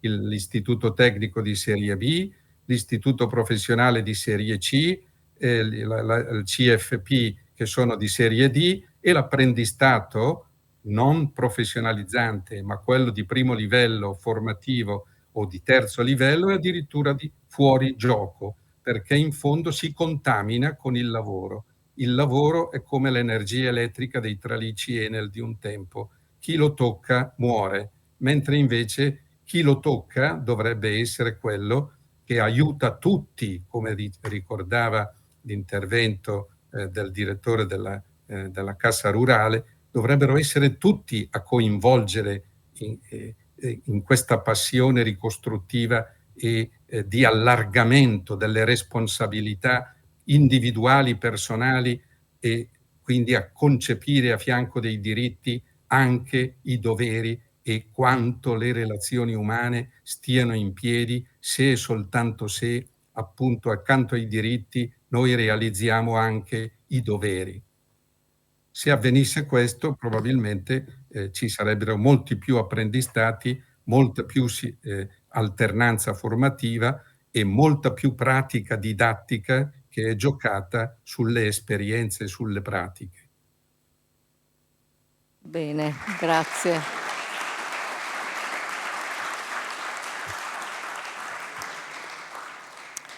Siamo in anticipo di qualche minuto. Se per qualcuno del pubblico ha piacere di fare una domanda al professor Bertagna, è qui.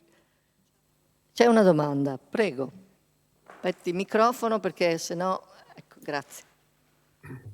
Buongiorno professore, io volevo agganciarmi a una riflessione che lei ha fatto prima citando l'esempio della Germania, quando si parlava di apprendistato e dei numeri che sono impietosi rispetto a quelli italiani. Mi sento di sottoscrivere pienamente quello che lei dice per un'esperienza che porto. Ho lavorato per 13 anni in una multinazionale tedesca molto grande, la Siemens, dove la presenza di studenti anche in posizioni importanti, e quindi non soltanto immaginandoli nelle attività nelle fabbriche, c'erano anche nelle fabbriche, ma c'erano anche negli uffici, viaggiavano, studenti che non erano ancora magari studenti all'università, e dico anche presenza di lavoratori che tornavano nell'università, tornavano nelle scuole anche dopo molti anni, mi ha fatto pensare proprio a questa non discontinuità tra il mondo dello studio e il mondo del lavoro, che secondo me, e qui mi aggancio a una riflessione che ha fatto il sindaco dottor Miatto, oggi si parla di apprendistato, a me piacerebbe che si parlasse anche di formazione continua, cioè che non fosse soltanto un avvicinare i giovani al mondo del lavoro, che è essenziale perché arrivano già preparati di quelle che, adesso non ricordo il nome, parlava le soft skill, cioè imparano che cos'è lavorare, non necessariamente un mestiere, imparano a stare con gli altri. Qualcuno citava tra i ragazzi: ho imparato a relazionarmi, cosa bellissima. Però sarebbe altrettanto bello se possiamo immaginare un apprendistato al contrario, che chi è nel mondo del lavoro da tanti anni ogni tanto possa tornare a scuola. Io vengo dal mondo, non vengo perché non l'ho mai fatto, ma sono di estrazione, citavo prima con la dottoressa, l'avvocato Caldarte, essendo figlio di professoressa, ricordo che i professori una volta, penso ancora adesso, facevano i famosi corsi di aggiornamento, quindi a distanza tornavano a scuola, i professori tornavano a scuola. Ecco, sarebbe bello che anche chi lavora nelle aziende, quindi lo dico anche agganciandomi a una riflessione che ho fatto con il collega Massimo Granzotto, che anche chi è nelle aziende ogni tanto tornasse a scuola, cioè non soltanto il corso che si fa per la sicurezza o per imparare un macchinario, ma anche tornare proprio sui banchi. Ecco, quindi uscire, quindi mi aggancio a quello che diceva il professore, no? Questa immagine gentiliana, no? Che c'è il tempo dello studio e il tempo del lavoro. No, secondo me le due cose si possono combinare. Io l'esperienza che ho vissuto lavorando appunto 13 anni in Siemens mi ha fatto capire che questa cosa funziona benissimo, e quindi ringrazio ancora la dottoressa Picchi perché ci sta dando l'opportunità a noi imprenditori, ma anche a voi studenti, e poi penso anche al corpo docente, molto importante il corpo docente, perché c'è chi ancora ha un po' di resistenza, se posso dirlo a voce bassa, su quest'idea. Ecco, aggiorniamoci perché siamo tutti figli di un modello scolastico che ormai è superato, il mondo ce lo impone, e quindi io ringrazio la dottoressa per questo coraggio di aver portato anche qui nella nostra zona, nel Vittoriese, qualcosa che secondo me può essere anche di una piccola avanguardia. Grazie.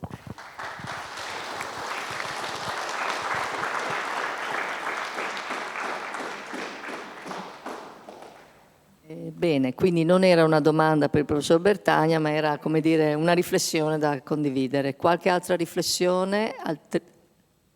Posso però Prego, intervenire sottolineando un aspetto certo. di quello che è stato ricordato? Prego. Noi abbiamo un gravissimo problema sulla formazione continua dei lavoratori, e quindi sarebbe molto importante che a fianco di una attenzione alle pratiche durante il percorso formativo ci fosse anche l'abitudine a fare quello che l'intervento ha chiamato corsi di aggiornamento sistematici per i lavoratori, proprio perché oggi, se si perde un posto di lavoro a 50 anni, il destino è quello del welfare sociale, mentre invece bisogna ricominciare e non bisogna farsi sorprendere dalle novità che possono mandarci fuori dalla produzione, dal rapporto produzione-cultura. E perciò bisogna mantenere per tutta la vita questa attenzione.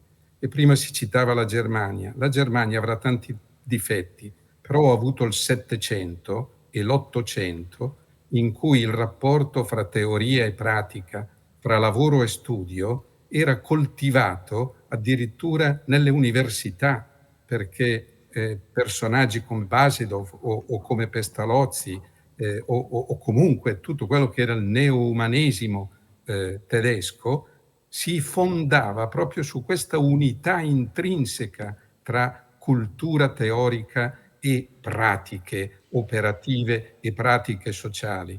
E perciò loro hanno 900.000 persone che incontrano l'apprendistato. Noi abbiamo i numeri che ricordavo prima. E l'intervento che è stato appena fatto ricorda quanto sia importante un sistema del monitoraggio delle competenze, del cambiamento delle competenze, del riconoscimento delle competenze, della valorizzazione, che non finisca quando si entra nel mondo del lavoro, ma inizi nel momento in cui si entra nel mondo del lavoro, così che si possa continuare questo dialogo per l'intera durata di una vita delle persone. Bene, bene, professor Bertagna, grazie dell'intervento. A voi, e scusate, ma grazie. sento poco e vi ringrazio dell'attenzione che avete avuto. Noi Adesso mi metto in ascolto a Grazie. YouTube, su YouTube. Grazie. Ha dato degli spunti molto interessanti, che non avrei pensato oggi, comunque benissimo. E passiamo piano piano alla conclusione. Riavere per la seconda volta al Città della Vittoria uno dei più importanti protagonisti della stagione parlamentare dell'apprendistato, uno dei maggiori legislatori del diritto del lavoro, è per noi un privilegio. Maurizio Sacconi è stato Ministro della Salute, del Lavoro e delle Politiche Sociali. Come tale ha redatto il testo unico dell'apprendistato. Prima, come sottosegretario al lavoro, ha introdotto con l'assistenza di Marco Biagi, altro noto giuslavorista, le 3 tipologie di apprendistato, tra le quali quella di primo livello o duale, dedicate al conseguimento della qualifica o dell'esame di Stato, del diploma. Onorevole Sacconi, a lei la parola per le conclusioni che avrebbe dovuto trarre l'assessore Donazzaro. Grazie professoressa, e grazie soprattutto per il privilegio che io ho di partecipare anche quest'anno a questo incontro, nel corso del quale voi fate il punto su un percorso che ormai ha molti anni. E il mio non possono essere conclusioni, non ne ho i titoli e non credo neanche le capacità, ma sarà un contributo di chi osserva la condizione generale del nostro Paese dal punto di vista delle cose di cui abbiamo discusso e di chi allo stesso tempo considera questa come una più che buona pratica. E abbiamo imparato che spesso riusciamo a produrre processi evolutivi facendo leva sulle buone pratiche e cercando di diffonderle. Quindi, da un lato, consentitemi di stressare ulteriormente l'emergenza italiana, l'emergenza educativa, l'emergenza formativa, l'emergenza di un mercato del lavoro che, nonostante i risultati positivi di questi mesi, di quest'ultimo anno, del periodo diciamo post-Covid, rimane tuttavia quello che Marco Biagi definiva uno dei peggiori mercati del lavoro, perché se letto dal punto di vista dei tassi di occupazione, che sono un indicatore inesorabile, ci dice come quel capitale che è rappresentato dalle persone in Italia è poco valorizzato e siamo lontani da un'idea di larga occupazione che, complice anche il declino demografico, potremmo perseguire ancor più di ieri. Il declino demografico non è un fatto positivo, ma ai fini, come dire, anche della capacità delle imprese di affrontare le sfide imprevedibili con le quali dovranno fare i conti, e dal punto di vista soprattutto della vitalità delle persone, noi dobbiamo necessariamente perseguire. Noi non siamo allo Stato quindi in una situazione favorevole. Continuiamo a leggere le grandi trasformazioni dei modi di produrre e di lavorare con gli strumenti che si sono prodotti nella lunga fase della seconda rivoluzione industriale, quella che poco fa definiva il professor Bertagna Fordismo, Taylorismo, insomma la produzione in serie. Mi aspettavo che facesse l'esempio dei buoi, era l'indicazione di Taylor, che cioè i lavoratori dovessero essere tranquilli come i buoi. C'è un detto romano, no? Quando si dice a uno che devi sta calmo, gli si dice stai manzo. È un modo per indicare il rapporto fra la persona e le tecnologie di quell'epoca. Ovviamente, come sappiamo, proprio quelle tecnologie ripetitive, quelle prestazioni lavorative, quelle tecnologie seriali e quelle prestazioni ripetitive hanno determinato il conflitto in realtà nel luogo di lavoro, perché la persona non accetta mai di essere ridotta ad uno stato bovino. Ma oggi la trasformazione, da tempo in corso, è tale che noi dovremmo accantonare o quantomeno aggredire con discontinuità molti degli strumenti che sono figli della seconda rivoluzione industriale.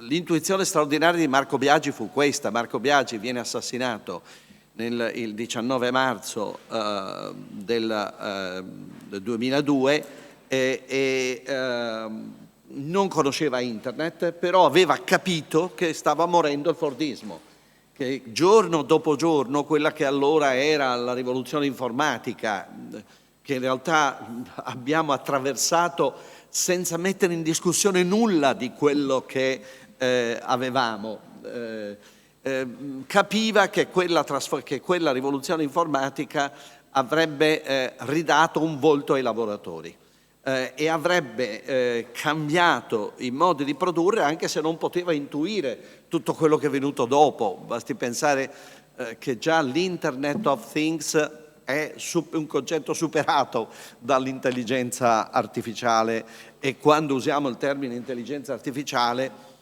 usiamo una definizione molto generica nella quale cominciamo a introdurre l'elemento, anche l'aggettivo del carattere generativo, ma non sappiamo assolutamente dove andremo e dove ci porterà. Marco però capiva che era finita un'epoca e che comunque erano finite quelle caratteristiche di quell'epoca, e che la persona al lavoro non sarebbe stata più richiesta di eseguire meccanicamente ordini gerarchicamente impartiti, e capiva che la persona sarebbe stata richiesta di essere disponibile con tutta se stessa, cioè con la propria intelligenza, la propria creatività, la propria attitudine ad affrontare un problema, a prendere decisioni, a relazionarsi con gli altri, tutte cose che in quella fabbrica tessile rumorosa che io ricordo e caratterizzava molto il nostro territorio. Io ho avuto l'avventura di cominciare a fare politica in pieno Fordismo, quindi di vivere la fabbrica anche nelle sue peggiori espressioni. Io ero molto colpito dalla fabbrica tessile e dal rumore che la caratterizzava e dalla terribile ripetitività dei gesti che erano richiesti alla persona. È finito radicalmente quel tempo, ma noi non siamo ancora entrati nell'ordine di idee di ciò che richiede il tempo nuovo, perché la cosa più difficile è cambiare, è rifiutare quell'idea per cui si fa così perché si è sempre fatto così. Oggi noi non a caso dobbiamo parlare, di fronte a questi cambiamenti tecnologici, di fronte a questo salto tecnologico imprevedibile nelle sue evoluzioni, noi dobbiamo porci il problema della formazione integrale della persona. È questo il salto vero dal punto di vista del sistema educativo, del sistema formativo, dello stesso sistema delle imprese. perché la formazione integrale della persona è il risultato della collaborazione del sistema educativo con il sistema produttivo. Io lo credo non solo per le ragioni teoriche esposte da Bertagna, ma per le ragioni pratiche di un'Italia che ha avuto caratteristiche anche culturali e politiche molto precise, di un'Italia nella quale la contrapposizione tra studio e lavoro è stata fortemente ideologizzata. Io non vi parlo di un secolo fa, ma vi dico, quando io e Marco Biagi incontriamo l'assessore coordinatore degli assessori al lavoro delle regioni poco prima della sua morte e spieghiamo l'apprendistato di primo livello, abbiamo di fronte una persona formalmente colta, ma che inorridisce all'idea della contaminazione fra studio e lavoro. Ed era poco più di 20 anni fa. Inorridisce.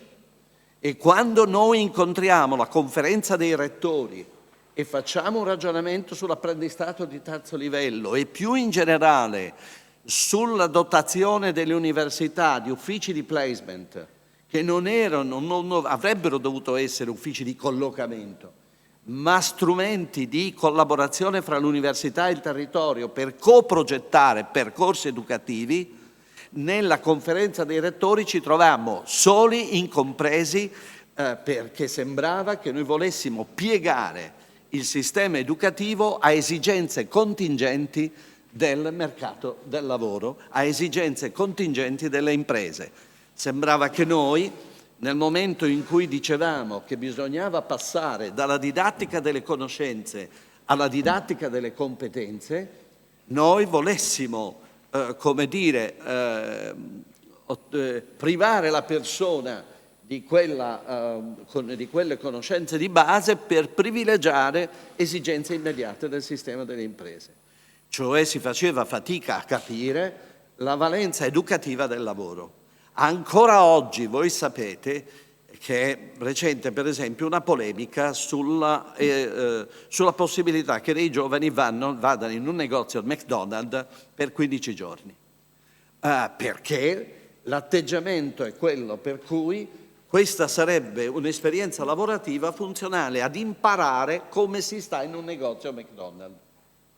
Eppure il concetto è molto diverso. Il concetto di un buon educatore è che si rende conto che ha, per esempio, tra i propri allievi una ragazza o un ragazzo che hanno il massimo dei voti, ma che hanno delle straordinarie fragilità dal punto di vista, per esempio, relazionale, o altre fragilità dal punto di vista, diciamo, di un'esperienza pratica di risultato, magari capaci di risultato da un punto di vista teorico, ma carenti di quelle che adesso vengono chiamate con un termine odioso, soft skills, ma capiamo, capacità trasversali, competenze trasversali, che non sono di questo o di quell'ambiente produttivo. Allora quell'educatore dovrebbe dire: ragazzo mio, perché non fai 15 giorni presso un McDonald's e alla fine lo valutiamo insieme? Ma sia chiaro che per questa esperienza vale la regola del bottone, che se tu non ti trovi bene, schiacci il bottone e ne esci. Non è un vincolo, non ti metto sotto un vincolo e nemmeno un controllo, pesante delle tue prestazioni pratiche, ma ti dia un'opportunità e poi alla fine ne parliamo, anzi ne parliamo se possibile ogni giorno, ogni sera ci diamo una mail, ci scambiamo qualche mail per dire di quello che quell'esperienza ti ha dato e alla fine anche ne facciamo un bilancio. Come si può leggere quindi questa opportunità che un bravo educatore, di fronte, ripeto, ad una persona che ha anche il massimo dei voti, ma che fa trasparire alcune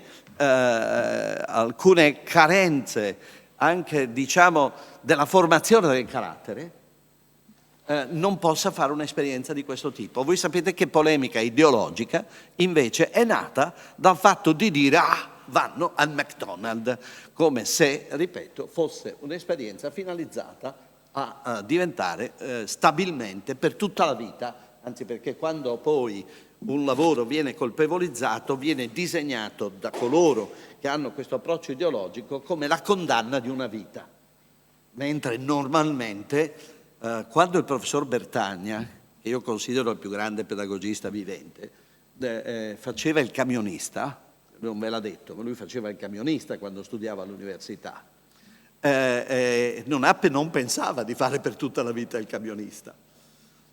E ovviamente qui c'è un dovere generale delle funzioni pubbliche di tenere vivo l'ascensore sociale, ma l'ascensore sociale resta vivo nella misura in cui anche le persone sono messe nella condizione di rompere qualunque tetto e di costruire dei percorsi di vita lavorativa, di esperienze che consentano una adeguata promozione sociale. Sono tutte cose che l'Italia ha conosciuto. Nei suoi anni migliori, negli anni della ricostruzione e negli anni del primo boom economico, potrei dire anche negli anni '80, l'Italia ha conosciuto queste cose. L'Italia ha conosciuto in modo informale una formazione più integrale delle persone.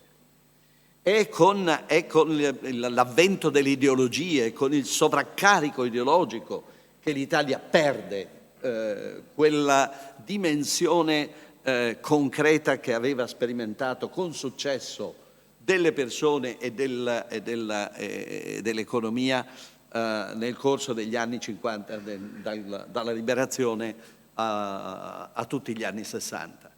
Quindi non è che noi dobbiamo cercare anche dentro noi stessi quella esperienza, il modo con cui riprodurre quelle esperienze. Insomma, noi abbiamo bisogno di persone integralmente formate, per cui possiamo anche dire che siamo passati dalla didattica delle conoscenze alla didattica delle competenze, ma prepariamoci a passare alla didattica della professionalità, che è un livello il cui obiettivo non è l'occupabilità di breve periodo, ma è la occupabilità di lungo periodo, che è un passaggio sostanziale molto importante.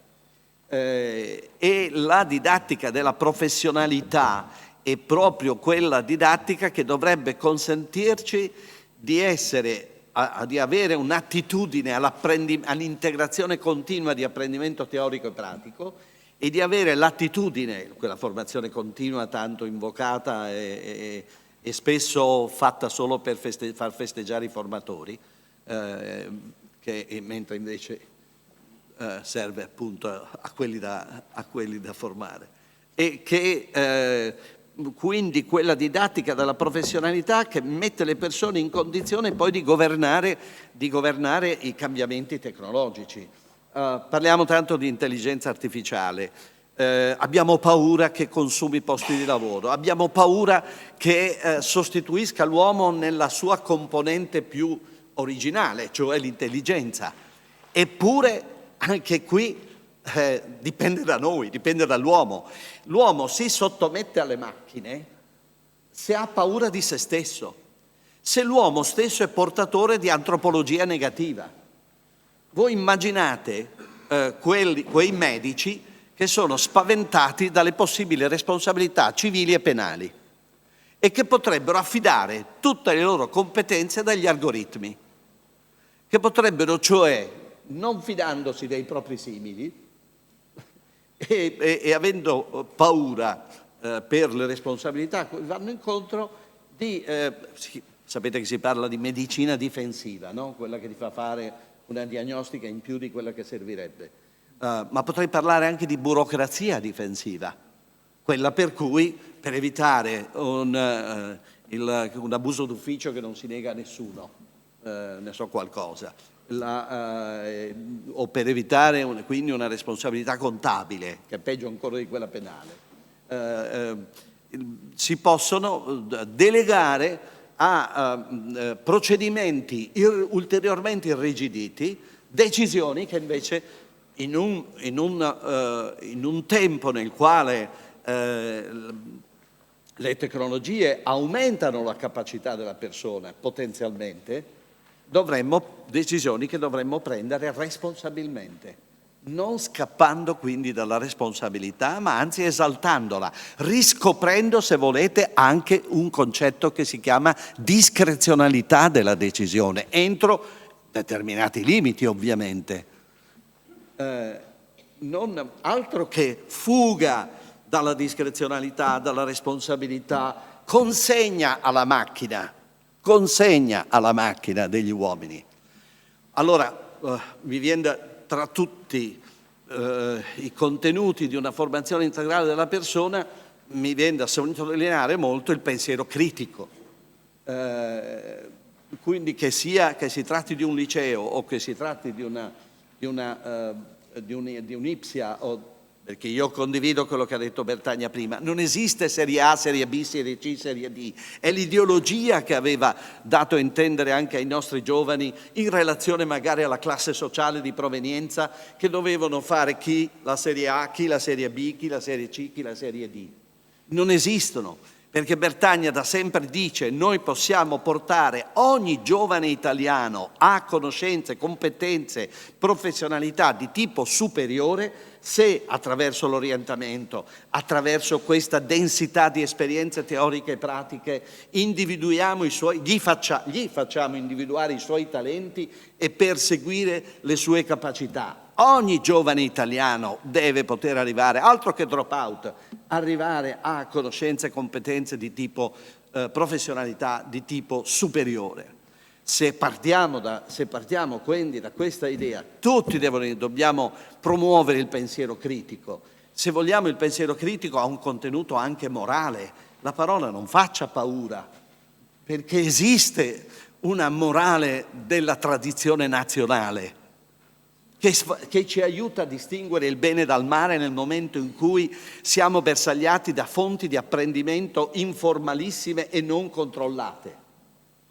Nel momento in cui operiamo la stessa intelligenza artificiale può operare non in sistemi chiusi dove i dati sono controllati. Immaginiamo un cloud della sanità che sia fondato sui dati istituzionali per accelerare i processi di ricerca, di sperimentazione clinica, o le terapie personalizzate intese come processo, eccetera, eccetera. Ma inevitabilmente viviamo in sistemi anche aperti, nei quali l'intelligenza artificiale può portarci fuori strada quando è generativa e non alimentata da dati in qualche modo certificati e controllati. Quindi il pensiero critico, l'educazione morale ci deve aiutare a distinguere il bene dal male, perché è possibile di fare questa distinzione e avere il libero arbitrio per scegliere il bene rispetto al male. Allora, questa è veramente una grande trasformazione culturale che ha ricadute poi anche regolatorie. Io sono un lavorista, vi faccio solo una battuta. Da lavorista io non credo più alla separazione fra subordinazione e autonomia della prestazione lavorativa. Noi siamo divisi nel mercato del lavoro essenzialmente in lavoratori subordinati e in lavoratori autonomi. La trasformazione che è in corso ci dice che la persona che è richiesta di partecipare del destino di un'impresa, dell'impresa di cui è parte, che ci chiede di dare noi stessi integralmente ai risultati di impresa, quindi lavorare per obiettivi e per risultati e essere sempre meno vincolati dai profili, da profili di carattere temporale, l'orario o di vincolo relativo alla sede di lavoro. Nel momento in cui il vincolo spazio-temporale, insomma, si attenua, non sparisce, si relativizza, è il risultato il parametro del lavoro, e quindi in questo ambito il lavoro diventa sempre più una forma ibrida rispetto a quelle due caratteristiche, subordinazione e autonomia, e questa forma ibrida deve avere tutele, mentre oggi per esempio la subordinazione è ipertutelata, l'autonomia è ipersregolata. Quindi avvicinare, portare progressivamente per avere anche regole coerenti con il mondo nuovo e non inchiodate al tempo del fordismo, al tempo delle produzioni meccaniche, ripetitive, seriali, eccetera. Io credo, mi permetto di darvi un suggerimento. Voi siete una buona pratica che può evolvere ulteriormente nell'interesse delle imprese, nell'interesse delle persone. A me è piaciuto molto questo, che siano elencati 10 buoni motivi per le persone, 10 buoni motivi per le imprese. Questa buona pratica può essere codificata. Nonostante tutto io continuo a pensare che i corpi sociali abbiano una loro funzione, e quando sento il presidente degli artigiani, dell'associazione artigiani, mi conforta, mi incoraggia, ma anche quando ti rivedo come in rappresentanza di una banca di credito cooperativo, so come queste stesse banche nascono molto per iniziativa dei corpi sociali. E quindi immaginate un patto territoriale tripartito fatto dal sistema educativo, o da alcune parti di esso, dal sistema delle imprese, prima il rappresentante di Veneto Est, una importantissima, la seconda organizzazione degli imprenditori d'Italia dopo Asso Lombarda, ma Asso Lombarda è tutti i servizi, la manifattura è qua, è Veneto Est, e che un patto territoriale nel quale voi cominciate a codificare queste buone pratiche, a verificarle periodicamente, ad aggiornare anche questo vostro patto territoriale, ad eliminare certi sfridi che magari nell'esperienza potete dire si producono, e via via a risolverli, a scioglierli, e costruire veramente un benchmark per l'Italia. Non è retorica questa mia speranza, perché non sono molte le esperienze. È stato detto, l'apprendistare a primo livello è per lo più non nel nord, nel nord-est, perché c'è una timida ripresa in Lombardia, c'è una presenza in Piemonte essenzialmente di terzo livello, cioè quello con le università, ma è essenzialmente un modello nordestino questo. Quindi, e nel nord-est credo si possa dire voi siate una delle esperienze migliori. Quindi codificate in qualche modo, ma non codificate per irrigidirlo, questo modello, ma per alimentarlo insieme continuamente, per avere una sorta di tavolo permanente che lo alimenta, e nella volontà di diffondere questa esperienza, di farne un modello. Io ringrazio davvero la professoressa Picchi, perché trovare un dipendente dello Stato che abbia tanta passione, un dirigente scolastico,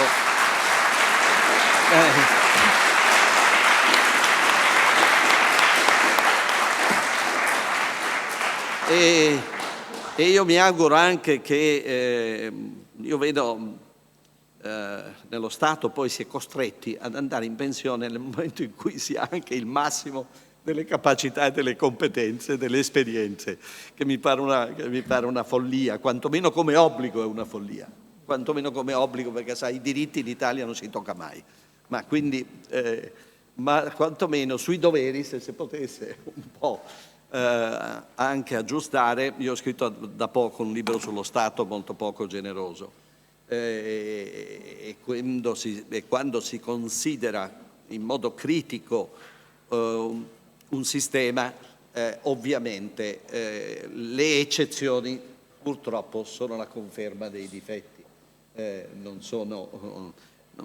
però possono essere anche motivo di speranza. Ecco, questo almeno io me ne torno ogni volta ricaricato, anche l'altro anno fu così, e con i miei amici come il professor Bertagna, il professor Massagli, che magari nella prossima occasione chiameremo, che è un giovane docente, adesso ha superato l'abilitazione, cioè docente alla LUMSA, lui fa la pedagogia speciale, lui dice che la pedagogia speciale, sapete, persone non normodotate, che quello che va bene a loro va bene a tutti. E oggi, concludo davvero, quando parliamo di collocamento, altro tema che mi è caro, non parliamo più di un incontro domanda-offerta di carattere standardizzabile e quindi meccanizzabile. L'incontro domanda-offerta è un incontro tra quella persona e quella impresa, e la formazione quindi di quella anche nel momento in cui c'è un'intermediazione, questa intermediazione non è fatta solo a buongiorno, buonasera, vi presento e vi metto ma è fatta proprio per adeguare, fare anche un'operazione specifica di adeguamento di capacità in rapporto al gap formativo di quella persona in quel momento, per quella impresa in quel momento. Perché, santo cielo, finalmente possiamo dire che ogni impresa è originale rispetto all'altra e ogni persona è originale rispetto all'altra. La massificazione è finita, io spero che sia finita anche nelle decisioni pubbliche, che sappiano sempre di più guardare a ogni persona fisica, a ogni persona giuridica, perché noi siamo una nazione poi che ha straordinarie capacità di crescita se saprà tornare alle sue radici, non possiamo non dirci cristiani di un ateo come Benedetto Croce, e per costruire il nostro futuro. Vi ringrazio.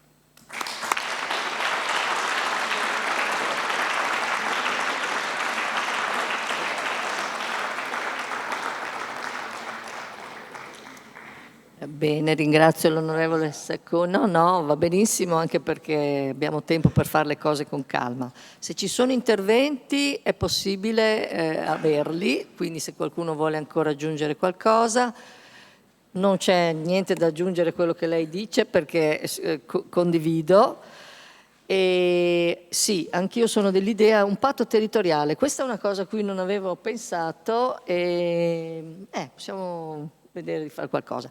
Io ovviamente faccio parte di quella organizzazione, di quella rete di scuole dell'apprendistato del Veneto, nata 2 anni fa, con capofila il Masotto, che però alla fine non ha prodotto ancora nulla e non so perché, evidentemente c'è qualche inghippo.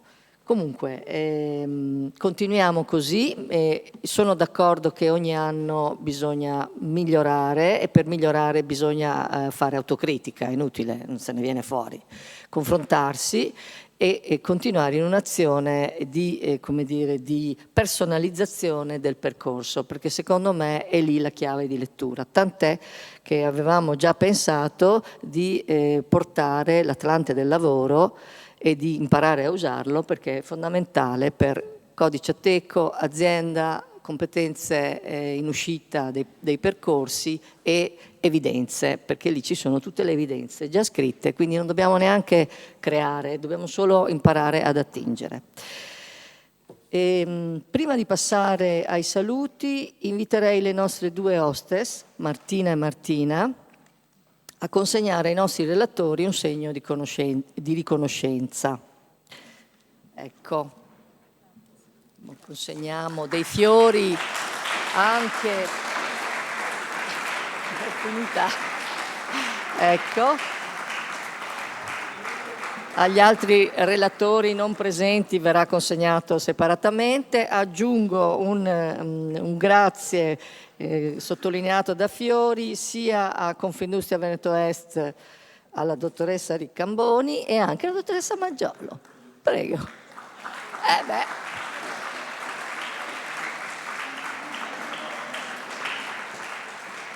Come unica rappresentante femminile dovevo, insomma. Bene. Oh, grazie, naturalmente, grazie.